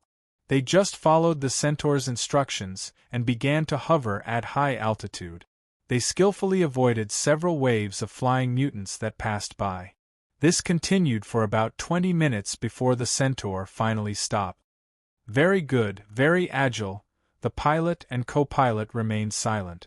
As the products of the gene exchange, they were the most capable subordinates and executors. The Centaur's praise was completely wrong. Of course, the Centaur didn't care. After saying that, he left the cockpit and walked into the rear cabin. At the same time, he gestured for the cabin door to be opened. "I won't trouble you with the landing. Let's have a pleasant cooperation. See you next time." As the hatch opened, the cold and strong airflow from the high altitude went straight in. The Centaur faced the whistling wind, closed his eyes, opened his arms, and jumped down without hesitation. Only his sharp whistle was left in the cabin. In the cockpit, a radar alarm sounded. The co-pilot could clearly see through the monitor screen that almost at the moment when the Centaur jumped off the transport plane, a huge shadow swept past the bottom of the fuselage and converged with the Centaur's figure, then it dived at high speed. The pilot and co-pilot looked at each other. Without saying anything, they flew the plane back. The Centaur, who made a leap of faith from the transport plane, stood steadily on the back of a pterosaur. This high-altitude mutant, known for its ferocity, was uncomfortable with the sudden weight on its body, but it only slightly twisted its long neck and maintained a relatively stable posture. Then, it spiraled down. After just 3 minutes, the Centaur truly set foot on the sun-covered wasteland, and the pterosaur, which was a temporary vehicle, flew back into the sky and disappeared in a blink of an eye. Deterred by the huge size of this high-altitude predator, dust and smoke rose from all directions in the wilderness. Some of the small animals that were swimming around in the surroundings fled in all directions. Some of them lost their normal rhythm and quickly became the breakfast of the strong. The food chain of survival of the fittest was simple and straightforward. It didn't require any brains at all, and it was most favored by the Centaur. He looked around and glanced at this wilderness full of wildness and vitality. Of course, it was full of cruelty. He grinned and stood there with his arms crossed, waiting quietly. In just a few minutes, the pterosaur just now returned. From its broad shoulders, 3 figures jumped down one after another. One of them just landed on the ground, and he took the opportunity to punch directly into the rippling red ground. Half of his arm was deeply stuck in the ground. He then raised his hand, and his fingers had already pierced between the head and neck of a giant viper that was as thick as a human thigh. Red and green body fluids mixed together, flowing on the snake that had been caught but was still twitching violently. Then, the snake was thrown everywhere. Amidst the protests of the others, the snake catcher didn't say a word. He stuffed the fat viper together with his own arm into the long mouth of the pterosaur that landed next to him. The sharp teeth of the sharp-beaked pterodactyl habitually scraped the food, instantly turning the venomous snake into strips of meat. When the tip of the teeth scratched the snake catcher's arm, which was even thicker, it did not leave the slightest mark. After feeding, the snake catcher slapped the pterosaur's head, almost causing this top meat-eater that looked like the reincarnation of a dinosaur to fall down. So, the pterosaur soon flapped its wings and flew into the air again. In the blink of an eye, it flew high and disappeared. It felt as if a heavy burden had been lifted from the completion of the mission, but it also felt as if it had fled far away. The snake catcher was undoubtedly the strongest among the group. The centaur probably only reached a position slightly below his chest. When the sharp-beaked Quetzalcoatlus was used as a vehicle, it probably put most of its strength on this person. It was only natural that it ate the food he fed. The centaur was quite afraid of this giant. It kept staring at him, and after confirming that the giant didn't say anything else after feeding, it turned its gaze to the other two. Apart from the giant, there was also a middle-aged man who was as thin as a monkey. As soon as he landed, he squatted by the side and fanned himself. His curled-up body felt like it was too small to fit on the giant's shoulder. His actions were extremely jumpy, which was really unworthy of his face that had been through the vicissitudes of life. He stuck out his tongue and shouted, "Hot, hot, hot!" His face was red as if he had a heatstroke or taken drugs. The centaur was more familiar with this person, so he took the initiative to greet, "Monkey, how many did you drink today?" Monkey spat, 10 little blue balls. I was brought over by Fatty Dragon before I could get it. I can turn the earth upside down now." As he spoke, he glanced at the giant who created the shadow on the side, but he didn't continue. As for the last one, even in the wilderness, he was still wearing a suit as if he had just walked out of a business banquet. A bow tie, a watch, and a pair of shiny leather shoes. Everything about him made him look like a well-dressed person. At this time, the fastidious person looked down at his watch and frowned. "We are about 20 minutes later than the scheduled time. There's no time to chat now.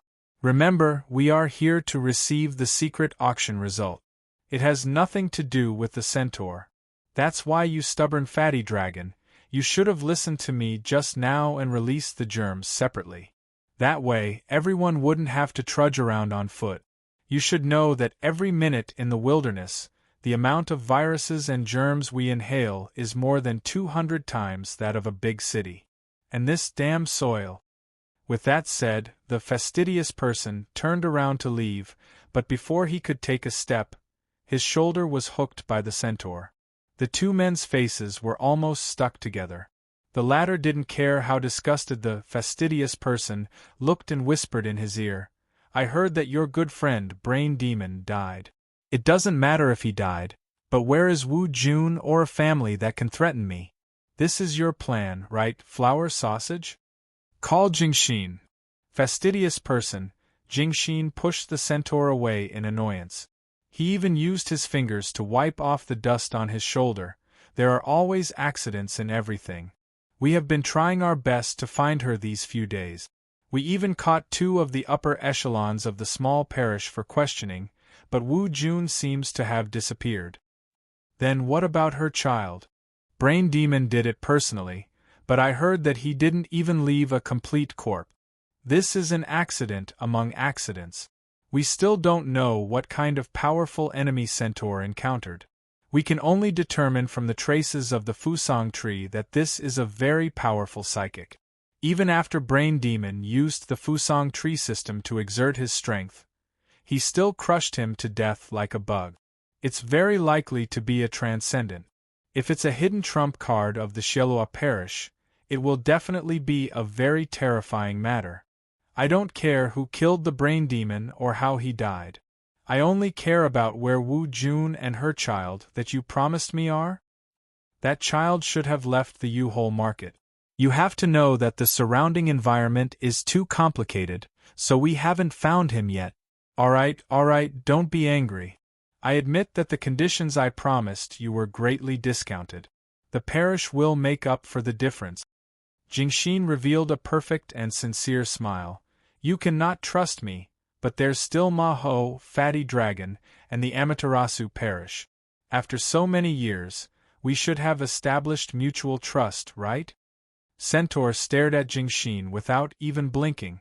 Jingxin straightened his face and put on a more habitual serious expression. What the four of us need to do now is to squeeze out the value of that laboratory before the inexplicable treat plan is activated. This is a bet on the reputation of you, me, and the parish. We have also opened up a connection with the true upper echelons. The dark network auction went very smoothly. We just need to get the rest of the money now. Centaur chuckled. Now that the equipment and information have been dismantled and taken away, without Wu Jun, even if we can enter the door, there's no way to find the truly valuable things from those fragments. As long as she enters, it's victory. Centaur, my dear friend, you have to understand that Luo Yuandao's laboratory is just the entrance to a huge maze. I believe that in his years of research, there are indeed some techniques that can capture valuable fragments in the equipment he taught Wu Jun, but that is only a limited method to increase the probability. In essence, they are still trying their luck. Otherwise, they wouldn't have the power to protect themselves after 20 years. Jingxin was trying his best to brainwash Centaur with his glib tongue. Fat Dragon suddenly crossed his arms, signaling for the dangerous topic to stop for the time being. At the same time, he said in a deep voice, Chapter 749. 3,500 kilometers away from some inland wasteland, Ban City's time zone was pushed forward by 3 hours. When the first glimmer of dawn appeared over the wasteland, the sun was already high in the sky over Ban City. Today was Monday, the first working day after the weekend. Due to the barbell structure of the city, which was short from north to south and long from east to west, the many layers of traffic in the east and west of Ban City sunk into a busy and congested predicament.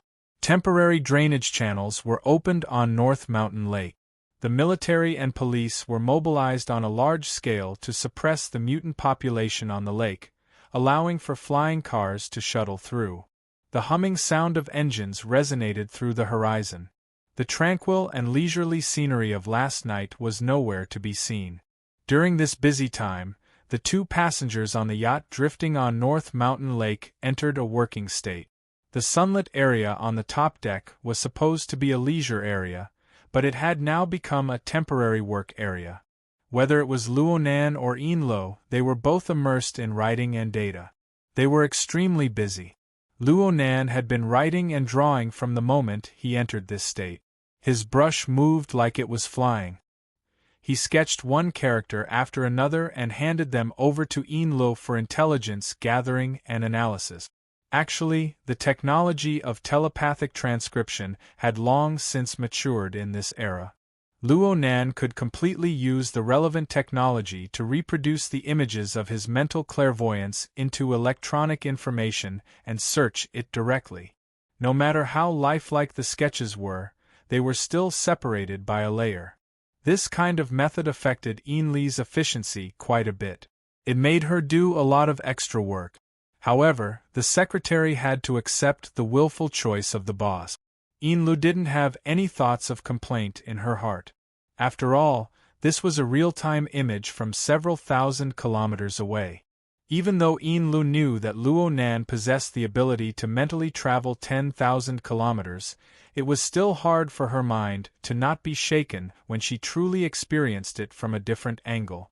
It was still the same saying. Omnipresent. It was practically omniscient. It was omnipotent. Plus, Yinlu knew that Luonan's sketching technique was related to his clairvoyance and analysis of his target. It contained deeper details. Therefore, she didn't feel the slightest bit of pain. She just earnestly sorted out the images Luonan drew and organized them. At the same time, she mobilized the Blood Flame Order's accumulated database over the years to distinguish, analyze, and determine the nature of these characters. She promptly reported them. The one in the jeep, Kevin? Gardner, a self-proclaimed ranger with a B-rank fleshly body. Aside from close combat, he was proficient in all sorts of military equipment, including all sorts of exoskeleton armors. It wouldn't be surprising if he could drive the Deep Blue Walker. We always suspected that he had a military background, but even when we were at our best with the military, we couldn't find any concrete evidence. The person controlling the glider to descend is nicknamed Huadian. He's a very famous spirit energy detective in the industry, and he can basically be confirmed to be a spirit medium. Usually, he would only take money, but this time his motive was quite suspicious. This barefoot ascetic priest should be Anthony. Although he did not appear in the mainstream circles of the inner plane, he had always taken it upon himself to spread the gospel. His prestige in the world of religions was high, and some parishes even hoped to confer him the title of saint, making him the main guardian saint of the extraordinary domain. It was said that he had been searching for the holy relic, hoping to find the traces of holiness in the changes of the new era. There are many believers of traditional religions who hold this belief and have even formed a secret organization. Anthony is likely to be one of them. Lu felt more and more baffled after finding the information of the three participants. The backgrounds of these three people are quite complicated. Aren't the horned demons looking for trouble by asking them to come? They're not complicated and they can't. They don't have the guts to participate in the dark network auction of the horned demons. Luonan responded without thinking. His mental sensing network continued to capture the target and focus. He didn't just give the target a quick sketch during this process. Instead, he started from various angles, referring to the information Lu provided, and even starting from the feeling of a split second. He sought to capture the fundamental characteristics of the target. Not only did this fill the living starry sky with material, but it also served as preparation for the future drawing of the psychic diagram. They weren't the only ones. Although they had different standpoints and positions, the horned demons were doing similar work 3,000 kilometers away. They relied on Fatty Dragon's special ability to control the surrounding mutants. This ability appeared to be quite common. Luonan had personally witnessed the deaths of two ability users of this type. Puppeteer had died to the Devil Ray's bite, and Brain Demon had died even more miserably. They were all like this. Even Luonan himself had this type of ability in a certain sense. However, Fatty Dragon, this big guy, appeared to be much calmer than the other two who had died. His consciousness seemed to be able to jump back and forth between multiple mutants at any time. It was a bit like when Luonan's soul was in an out-of-body state. Mr. Bai had once misinterpreted it as the attached soul state. He could switch back and forth quite freely, seeming to be able to jump back and forth within a radius of 100 kilometers. Even with the restriction of needing a life vessel, Fatty Dragon's monitoring range was the widest that Luonan had ever seen, aside from himself and a few other mental extraordinaries. Anyone would think that Fatty Dragon was of the fleshly side just by looking at his build, but his attainments in the mental side were quite deep. Luonan took the information provided by Lu and sized it up seriously. Lu explained in a soft voice to the side, providing some unclear details of the information. Fatty Dragon is the backbone of the Amaterasu order. He is also one of the high-end thugs. He was mentally retarded in his early years, but the true god of the Amaterasu order personally enlightened him and unlocked his innate talent. Since then, he has been out of control. In a short 6 or 7 years, he has already stably occupied the top 200 of the various inner world rankings, and he is still rising. In terms of combat strength alone, some people call him the Eye of Truth Fairchild of the Order of Justice and the Secret Wheel of Life Master Fan of the Eye of Secret Contract. They are known as the three heroes of the Secret Order, and these three seem to be drifting away from the core decision-making circle for various reasons. In any case, Fatty Dragon's existence has clearly raised the level of this transaction. Luonan nodded. So this person needs to maintain a distance from the horned demon. Otherwise, the other participants will certainly have misgivings. Lu also agreed with this judgment.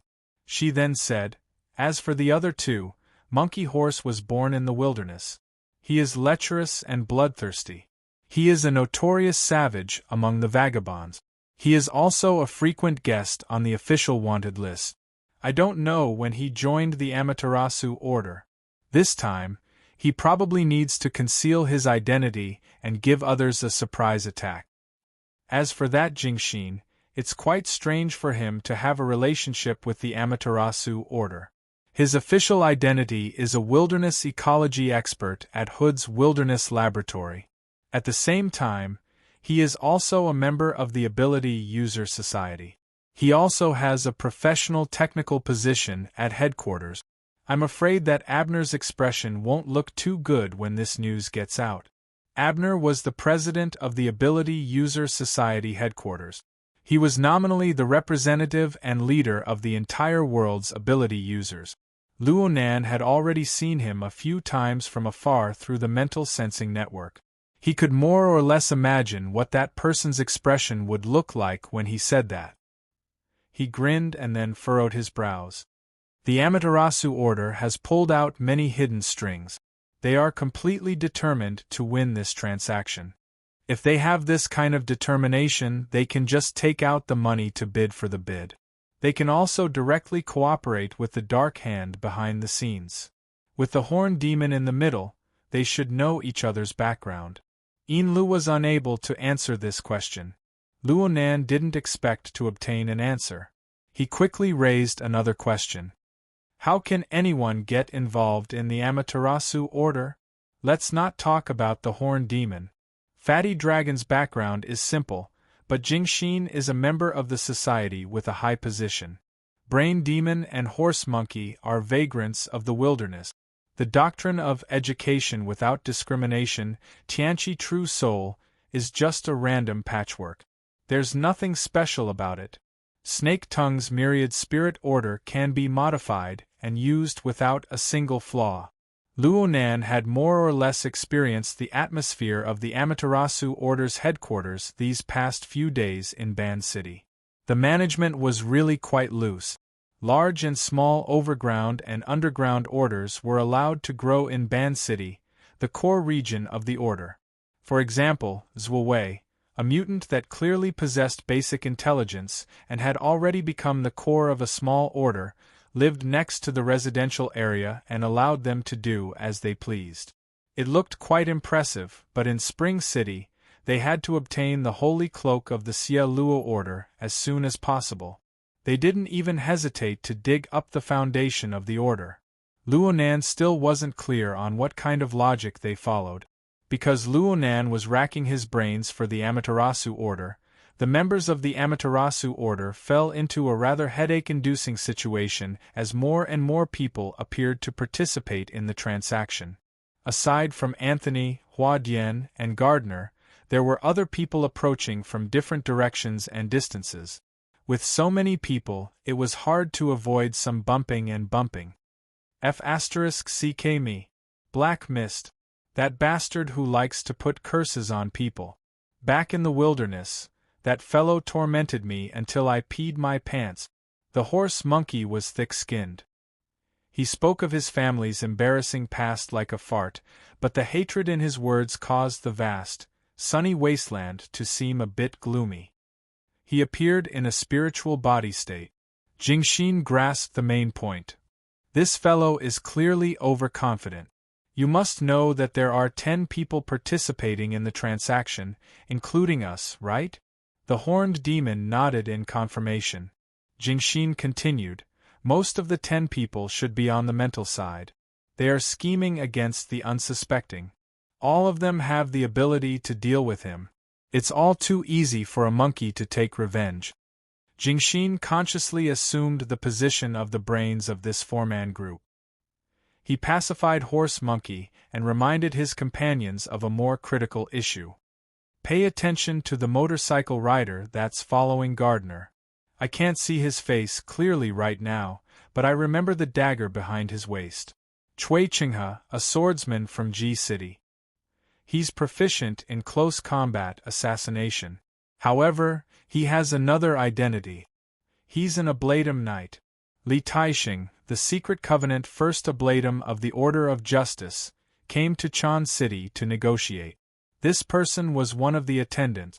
Before the Horned Demon and the others could digest this, they heard another question. Who is this person? The one who spoke was Fatty Dragon. He rarely asked a question. At the same time, he used a secret technique to share the image he sensed with his companions. This backpacker. Is he part of the transaction? At nearly the same time, Luo Nan, who was over 3,000 kilometers away, locked onto the last person. The instant the focus was completed, Luo Nan's pen tip froze. Chapter 750. The constantly approaching traders made it necessary for Horned Demon and his group to disperse as soon as possible to avoid being caught plotting behind the scenes. Because of this, every problem had to be resolved in a race against time. Jingxin, who assumed the position of think tank, felt that the search efficiency of the Order's database was terrible. 40 to 50 words popped out from the gaps of his teeth before the corresponding information appeared. Wan Ta, the director of the Orchid Town Welfare House in the Forest Wall district of Xia City. The founder of the Order of Creation. Currently, the Order has 27 members and 2 suspected ability users. What the hell? Fortunately, the follow-up information was somewhat valuable. He has a good relationship with Luo Nan. Xie Junping, an official member of the Order of Creation, is Luo Nan's best friend. They communicate frequently. Jingxin raised his head and cast a horrified look at Horned Demon. You actually let this kind of person participate in the auction and even let him pay a deposit. Are you sure that this Dean Wan doesn't have Luo Nan, Ouyang Chen, Wu Jiong, or all of them behind him? Horned Demon was also horrified. Are you kidding me? I didn't allow the IP of Xia City to join at all. This Dean Welfare House must have used some sort of method. Horse Monkey had a big heart. He even comforted the two. Xia City isn't a monolithic block. The information that flows out from there every year is worth at least $1 billion. Who knows how many so-called insiders have gotten rich? Look, isn't Horned Demon the living proof? Horned Demon and Jingxin ignored him. Jingxin asked Fatty Dragon, "Are you sure there's no one hiding behind this guy?" Fatty Dragon said in a muffled voice, "He himself is very troublesome. He has already sensed the surveillance carrier." The gazes of the few people intersected before finally focusing on Horned Demon. Horned Demon was silent for about 3 seconds before he burst out laughing. If Luo Nan was called over ahead of time, many people would have very interesting expressions. But from my point of view, that kid would rather kill his way over than let an inexplicable person come over to scout the situation. Xia City has a lot of plastic brotherhood. Don't rush to a conclusion. The current situation is very complicated. It's much more complicated than we imagined. Jingxin went through the information of the participants again. The more he thought about it, the deeper the waters were. However, it was impossible to turn back now. Otherwise, evacuation would be a big problem. There's not enough time. Let's disperse first. Fatty Dragon, set up the communication network. Everyone can contact each other at any time. First, do the work on the surface. Then we can sort out the rest step by step. This was the safest way, and it was also the last resort. Other than the Centaur, the 3 members of the Amaterasu sect covered their tracks. With the support of Fatty Dragon's huge sensing range of nearly 100 kilometers, they staggered from the direction of the people coming from each direction. The Centaur stayed in the same place. He first pondered, then he squatted down and grabbed a handful of red soil from the ground. There was still the body fluid of the snake that was killed by Fat Dragon. He stuck out his tongue and used the tip of his tongue to roll up the mixture of soil and viper gravy. He tasted it carefully and swallowed it. An ominous fishy smell. Malice is approaching. The Centaur's mood became a little anxious. He stood up and walked around the hole made by the fist on the ground several times. As a psychic, he tried to pinpoint the source of the malice, but his spiritual compass seemed to have been blown away by a strong wind. It was inaccurate. For such a situation to occur, it was either that the other party's strength was far above his, or that there was more than one source of malicious intent, or both. Either way, it was far from what he had expected. The centaur stretched out his hand, and the limbs in his vision were trembling slightly. "We're all in place. We're turning back." Jingxin reported the latest situation on behalf of Fatty Dragon, who was not good with words. "The light spots on the glider should be able to capture your position. Gardner, who is in front, will arrive in about 15 minutes. The black fog is also trying to sense from afar. Are you ready?" The centaur was still looking at his arm. After a few seconds he grinned. "It doesn't feel good. However, when I think about how they have to search for the laboratory door from scratch, I feel a lot better." Jingxin ignored the crazy words that followed and voiced his opinion. "I don't feel good either. Apart from us, half of the remaining 6 people had powerful backgrounds or were suspects. This looked more like the inspection of the goods before the auction. Before you exposed your information, the real seller would have already sold the entire process to the last detail. Centaur, my old friend, you might be dancing in the palm of someone else's hand. I hope you don't drag us into it." F***ck. No matter what, it was impossible for the centaur to back down now. Just as he was speaking, the people participating in the transaction were arriving one after another. He had already seen the dust stirred up by Gardner's off-road vehicle and the trajectory of the light spots glider hovering in the air. In other directions that he could not see, layers of complex thoughts were surging up. Just as he predicted with his psychic connection, there was a serious lack of goodwill. About half an hour later, all the participants in the transaction had arrived at the location where the centaur was. Different people, the same scrutiny, and the natural resistance and pressure in the unfamiliar environment and atmosphere of suspicion caused everyone to naturally distance themselves. They were scattered in an area with a diameter of nearly 100 meters, only surrounding the centaur in the middle. The 3 people from the Amaterasu cult showed no flaws. They were scattered in different directions, intertwining with the other 6 people. Those who knew each other, like Jingxin and Cui Qinghe, nodded to each other. Those who hated each other, like Ma Ho, looked ferociously at the black mist, as if he wanted to devour it. This was not a disguise, but a performance of his true colors. But in the end, all the focus was on the centaur's head, which made the deformed skull in front of his forehead ache. The pressure was huge. But the more it was like this, the more excited the centaur became. In this state, the centaur's craziness was finally completely stimulated.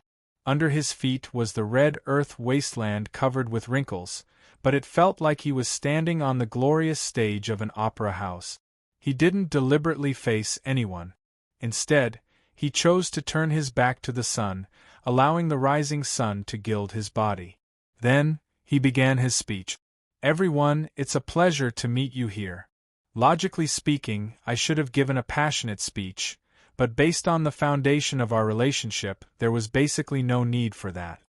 As I have written in advance in the instructions for the secret visit auction, this is a transaction of one is willing to take the hit, and the other is willing to take the hit. In this transaction, I may be a shameless robber, but I may also be an idiot who buys the casket and returns the pearls. You may spend a huge sum of money to pay the deposit, but you may also find a treasure that will make people envious. At the end of the day, this is a transaction full of gambling. It is an exciting and unhealthy relationship. So, I must say the ugly words first. I must confirm again that you all already understand the background of this transaction." At this time, Gardner, who was wearing a leather coat and sitting on the hood of the off-road vehicle, raised his hand like a good student, indicating that he had something to say. The centaur gestured for him to speak. Gardner's skin was a weather-polished dark red, and he wore sunglasses. His whole body was dark under the sun, but when he grinned, his teeth were white and very eye-catching, and his words seemed to be even more attractive. "The background you are talking about, are you referring to the lucky incident of being a flag-waving minion, but accidentally signing the final large auction commission agreement?" As soon as he said that, sparse laughter came from all directions. Some were serious, and some were not amused, and the people who laughed included Jingxin and Horse Monkey. What F*** King good acting skills. The centaur's cheeks twitched twice, and his eyes slid across Gardner's face like a venomous snake. The latter still maintained a bright smile, not caring at all. It was also at this moment that on the Amaterasu Parish's secret communication network, Jingxin once again announced that his judgment was correct. Look, this is basically an inspection team. Perhaps behind these people are the buyers who were prepared to pay in that damned auction. After mocking the centaur impudently, Horse Monkey locked onto his enemy again and chuckled. I don't know about the others, but that guy from Black Fog, unless he transforms into the world's top actor in his spirit body state, I dare to swear that this guy's gambling addiction must have flared up, and he just barged in. He doesn't know the twists and turns inside, so now he's stupid, and the frequency at which he detects others at the mental level has increased several times. Is this good news? Jingxin reluctantly responded out of friendship. Of course it's good news. I think he's now a little girl who's been stuffed into a men's prison. What a perfect test subject. We have to keep him, don't scare him away. The centaur didn't comment on this. He had his own thoughts and rhythm of speech. Therefore, he could endure the ridicule around him and maintain a basic commercial face. It's good that everyone understands the background and has expectations. It can save me a lot of saliva. But according to the most basic professional ethics, no matter what kind of cognitive standpoint you have, I still have to emphasize the essence of this transaction. The opportunity one provide you is just to taste the so-called fresh flavor before the real carnival of capital. And your bid won't get real goods and services. What you get is only an opportunity, and it's an illusory opportunity. Maybe you're lucky enough to reach the sky in a single bound, maybe you're unlucky enough to have the corpses dealt with later. At this moment, someone spoke again, but his voice was a little strange. Because it was Black Fog who spoke. As the only participant who came with a spirit body, he was like his name, like a dark cloud that had sunk to the ground. At this moment, he was using his mind to interfere with the material level, vibrating the air molecules to form a voice. You don't have to be so secretive. I just want to ask, as long as you pay the balance, can you enter Luo Yuandao's wilderness laboratory to explore and search? The information and items found inside can also be taken away at will? Before he finished speaking, Black Fog's heart sank. Because at this moment more than a dozen gazes shifted over at the same time, and there was a subtle change. Black Fog was a senior B-level powerhouse after all, so he didn't lack experience and scheming. From his point of view, the changes in the gazes of the people around him, even if there were some differences in the details, were similar in essence. There was no need to be precise. Just working together itself was tantamount to excluding him, and it also confirmed the guess in his heart. He had stumbled into a deadly vortex. Mata was annoyed. It was also his fault for getting carried away by the recent abnormally popular formatting theory, cage theory, and configuration theory. When he heard that it was the possible origin of these theories, he excitedly paid the deposit, thinking that it was a gamble to cut the queue, but he forgot to refer to similar incidents, which were all earth-shattering. This was not a place for a small investor like him to mix in, not to mention he had encountered a troublesome old enemy like Maho. Bad luck, bad luck, bad luck. Black Fog already had the intention to retreat. At this moment the Horned Demon also responded lazily. I've said it before, it's just an opportunity. In fact, your luck wasn't too good at the beginning. There was a small problem with the extra benefits I prepared for you, so I had to cancel it.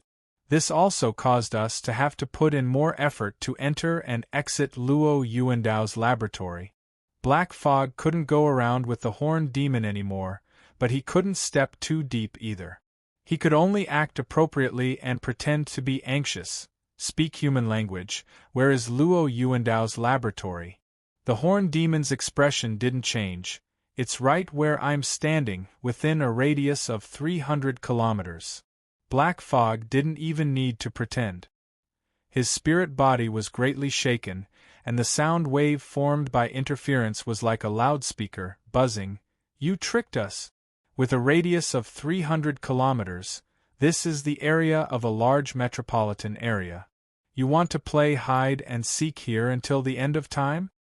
I've said it before, one is willing to take the hit and the other is willing to take the hit. Damn it, you're going to scare this coward away. Ma-Ho scratched his ears and cheeks as he watched from the side. He couldn't help but forcefully correct the horned demon's words through the internal communication network. Jingxin persuaded Ma-Ho to maintain restraint. Black Fog has long wanted to run. It's useless to be tactful. Besides, it doesn't matter if he runs away. You can chase him back. If you feel that your strength isn't enough, I think Fat Dragon will be happy to help without affecting the mission.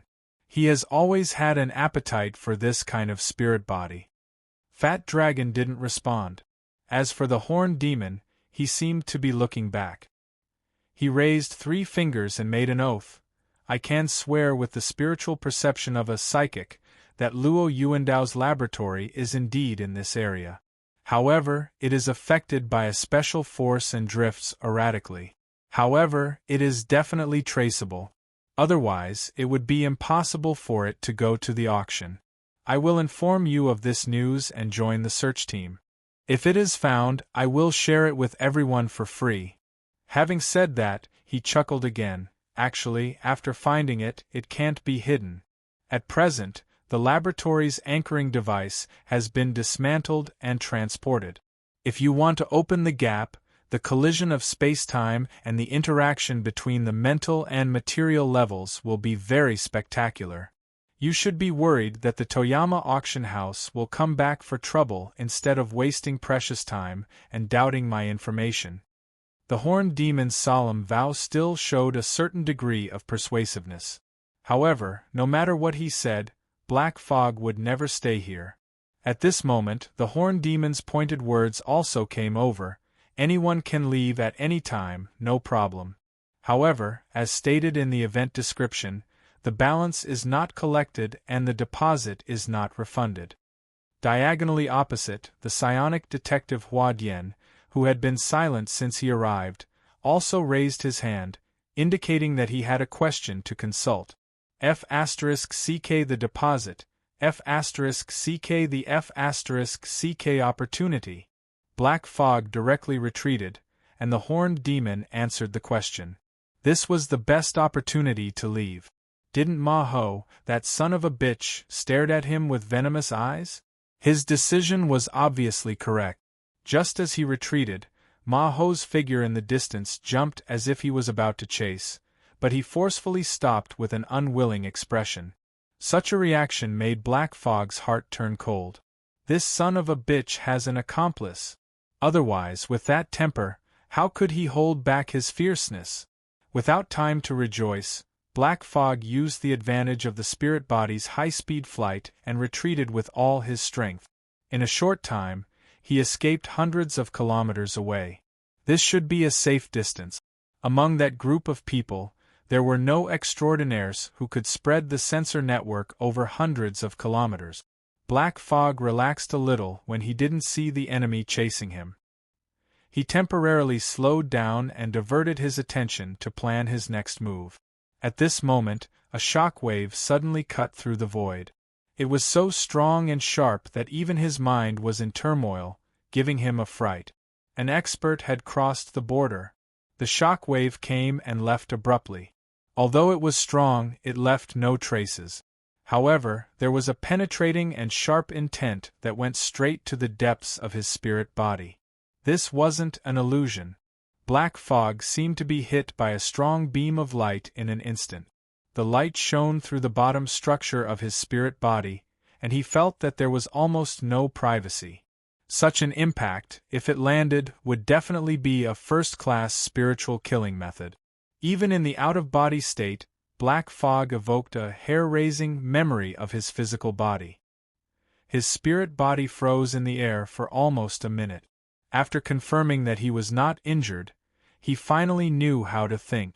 Which deity had arrived? Looking at the direction, he should be going to the horned demon's side. Forget it, it's just a passing, it has nothing to do with me. Black Fog was sure that today was the day of his great misfortune. Everything was inappropriate. He couldn't stay any longer, so he suppressed all distracting thoughts, calmed his mind, and fled far away without looking back. After Black Fog fled for another 10 kilometers, a raven commonly seen in the wilderness arrived late. It arrived above the area where Black Fog had been stunned for a long time. It circled several times but found nothing. Fuck, he ran away. After Monkey got the news, he didn't have the mood to hide anymore. In front of everyone, he stomped his feet heavily. However, no one paid attention to him. Most people were communicating with the horned demon about the details of this transaction, preparing for the so-called gambling on luck later. Monkey wanted to vent again, but Fat Dragon suddenly updated his message, seems to be still there. Huh. Fat Dragon rarely spoke with uncertain words and tone, so Monkey didn't dare to easily interpret it. He cautiously confirmed, "Who is still there?" Chapter 751. What an inexplicable fellow. 3,000 kilometers away at Beishan Lake in Ban City, Luonan rapped on the table, issuing a ridiculing evaluation. Yin Lu, who was combing through the information, raised her head. Which one? It's that black mist. It's a perfectly fine soul body, but it's turned into billowing smoke. Sir, the soul body of our order of black mist is actually. That's the inevitable result of the interference between soul strength and the body. But this fellow is purely using a smokescreen. He's deliberately mystifying. He's got nothing better to do. Luonan slapped the table. He wouldn't tell Yinlu that he was vexed because he needed to expend extra brain power to imitate this meaningless appearance. It was also because of this emotion that he could not stand the Black Fog's methods in other aspects. So he had to refute it. Luonan hastily drew a simple diagram in the work area. He grabbed the key link and fiercely criticized it. In essence, the soul-body state of the black mist was a disturbance wave that continuously radiated outwards, causing the order of the surrounding mental and material structures to go out of harmony. Therefore, it was chaotic and disorderly. There were no rules to speak of. The more it was like this, the more the core of the soul-body needed to maintain a balance. The black mist adopted a method of chaos on the outside but tranquility on the inside. There were two layers, the surface layer and the inside layer. The surface layer could toss about freely, while the inside layer was calm and tranquil. The advantage of this was that it was relatively stable. It wouldn't turn into a lunatic from the backlash of the chaotic disturbance waves. But the chaotic and disharmonious fluctuations flowed on the surface. The intensity of the interference between the mental and material planes couldn't rise. The information says that the black mist is proficient in curses. It's not good at attacking fortifications. This is the problem it was born with. This fellow really should study the knowledge of configuration in depth. He also needs to improve his courage and insight. What's the point of compromise and balance? Put more effort into the domain of rheological configuration. It seems chaotic but it's stable. It seems moving but it's static. Realize a kind of dynamic balance like a storm vortex. Won't its power increase instantly? This way, it's easier to form a resonance with the storm of the abyss region. You're using the wrong frame of reference again. Yinlu didn't dare to say the words of ridicule in her mind. She didn't quite understand why Luonan wouldn't let go of the black mist, but she didn't have the obligation to plead leniency for this complete stranger. Luonan's criticism didn't affect him from doing proper business. Right now he was comparing the structure of the black mist's soul body. He imitated the disharmonious disturbance wave state vividly. As for whether the inner layer would choose static or dynamic, there was no need to think too much. He would definitely strive for perfection. In any case, the people outside all felt the same well, without the corresponding dye. The color of the black fog is a little lighter. I hope it won't be seen through soon. Soon, the black fog spirit body reappeared on the wasteland, and the simulation was 70% to 80% similar. Of course, this imitation was an interference creation of the soul cloak, a tool that could be remotely controlled. It was still fundamentally different from an out-of-body spirit. The work was a little rough, but the timing wasn't bad. Just as the imitation was completed, the raven that acted as a surveillance carrier flapped its wings and flew past. Luo Nan originally didn't want to be in such a rush. He had already sent Yin Lu to purchase raw materials. He was prepared to make Rue Wen go through the trouble of setting up a transmission array in this wasteland and teleporting her fleshly body once more. This way, he could lock onto the coordinates of his grandfather's laboratory and conduct solid research and exploration. However, the plan couldn't keep up with the changes. The centaur actually married 2 people. After selling the official coordinates to the Toyama auction house, he squeezed out the remaining value from it and fooled a group of people to come over. Luo Nan certainly couldn't just sit and watch. It was a coincidence that he chose to enter as the Black Fog. He also had some helplessness. Coincidentally, this black fog was more suitable for him to temporarily impersonate. He didn't need to go through the link of the transmission array. He was helpless because of Dean Wan Ta Wan's sudden appearance. Luo Nan still didn't understand why Wan Ta Wan would meddle in this matter. However, he was fully aware that this staunch materialist's sensitivity towards the changes in the material world was simply outrageous. The condensation ring as the foundation of the soul cloak had an effect on the water molecules in the surrounding environment. Others couldn't sense it, but it had already attracted Dean Wan's attention, just like Luo Yuan did a few days ago.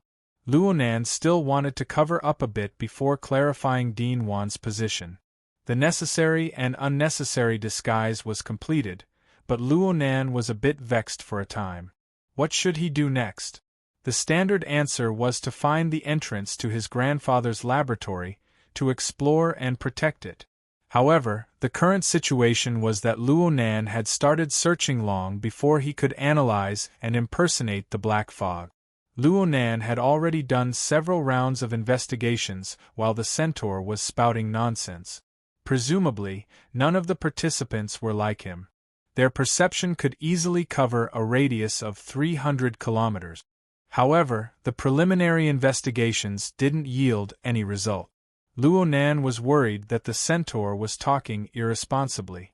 The radius of 300 kilometers was just an imaginary number. He expanded it by another 200 kilometers. Within 1,000,000 square kilometers, from the stratosphere to nearly 100 meters underground, Luo Nan had practically searched the entire area. However, he still didn't find any traces of a laboratory door. Actually, this was the source of Luo Nan's vexed mood. The centaur's speech and explanation were nearing the end. Right now, he was using Cui Qinghe's question to make a conclusion about Luo Yuandao's wilderness laboratory. I believe that this laboratory is very likely to be a half-plane. I don't need a noun to explain something like this. It's more or less similar to the deep blue world or the Pacific Ocean right now. Of course, the scale can't be compared at all. You can view it as a cave, but there's no mountain base. There's only some sort of space-time depression or remnant.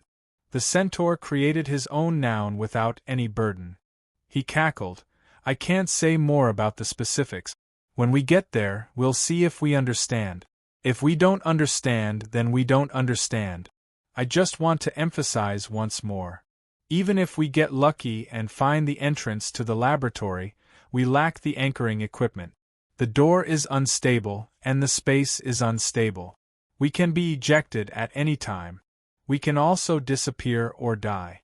I won't be responsible for the consequences that occur. What are you blindly blabbering about? If we keep messing around, that fellow Black Mist will really run away. Horse Monkey was really impatient.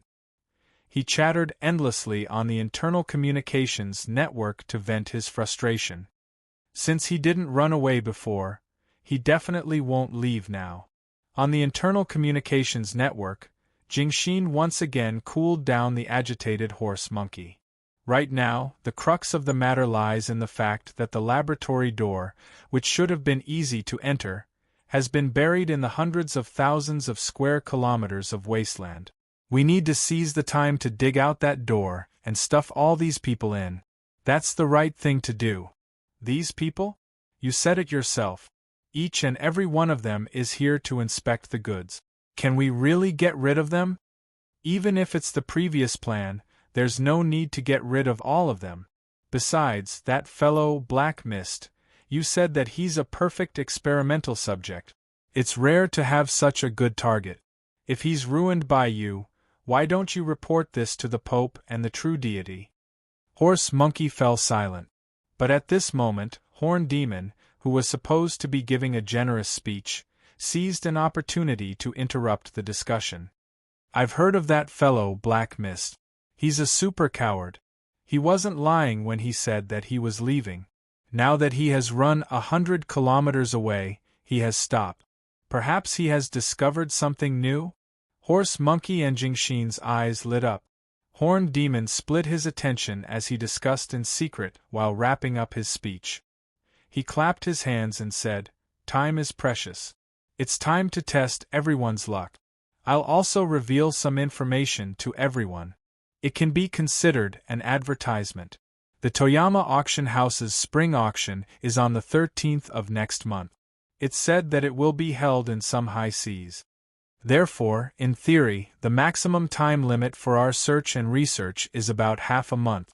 Yes, it's hard to say if Toyama will intervene midway to preserve its value. It's fine as long as everyone has a plan." During this time, Jingxin asked Fat Dragon about the situation of the Black Mist, to which the latter simply replied, "I don't know. No matter what, it's a clue. Don't make it too obvious. Horse Monkey, charge ahead. I'll run a little further and flank him." Jingxin was still giving commands on the communication network, but when Horse Monkey saw that Horn Demon had finally wrapped things up, he eagerly ran in the direction where the Black Mist had left. Slightly later than Horse Monkey, Gardner, Cui Chinghe, and the others also agreed with Horn Demon's statement. They boarded their respective vehicles and prepared to carry out the search. Of course, Horn Demon's proposal to delay the final payment was also a very important factor. Gardner deliberately chose to pass by Horn Demon, parked the huge SUV in front of Horn Demon, and asked condescendingly, "What I'm more interested in is the extra benefit of a small situation that you mentioned. What is it?" Horn Demon replied instantly, "A key. A key to open the door? The specific form is a woman. A woman who has the ability to lock onto and open this door." Horn Demon's words nearly scared Jingxin, Horse Monkey, and the others, who were more than 10 kilometers away. They all sent messages on the communication network. "Are you crazy? Don't speak without thinking. Wu Jun is a very precious and exclusive resource. With her in hand we can figure out many secrets. However, she only has half a month left on her shelf life. After the Toyama Auction House's spring auction, the secrets inside will be dug out in front of the world's top factions sooner or later. What's the use of grasping it? Is there enough time? Or is the parish preparing to bid? Or do you really think that the goddess of luck is my lover, and that you can get her easily?" Horn Demon's words choked Jingxin and Horse Monkey. With Fat Dragon not expressing his stance, no one could stop him. On the SUV, Gardner's interest was piqued. "Do you have more detailed information?" "Of course." Hua Dian, who had been wandering around, turned back at some point in time and joined the conversation. "I also wish to obtain a piece of information to satisfy my curiosity." "Me too." Cui Chinghe's motorcycle also drove over. Horned Demon chuckled. "No problem, no problem. Everyone who sees it has a share." The information transfer was quickly completed. Gardner was satisfied. He stepped on the accelerator, and the SUV stirred up a cloud of dust as it brushed past Horned Demon. He laughed and gave a thumbs up. Happy sharing. Horned Demon stood like a nail in the flying dust, staring at the SUV in the distance. The smile on his lips did not diminish, but it became more and more distorted.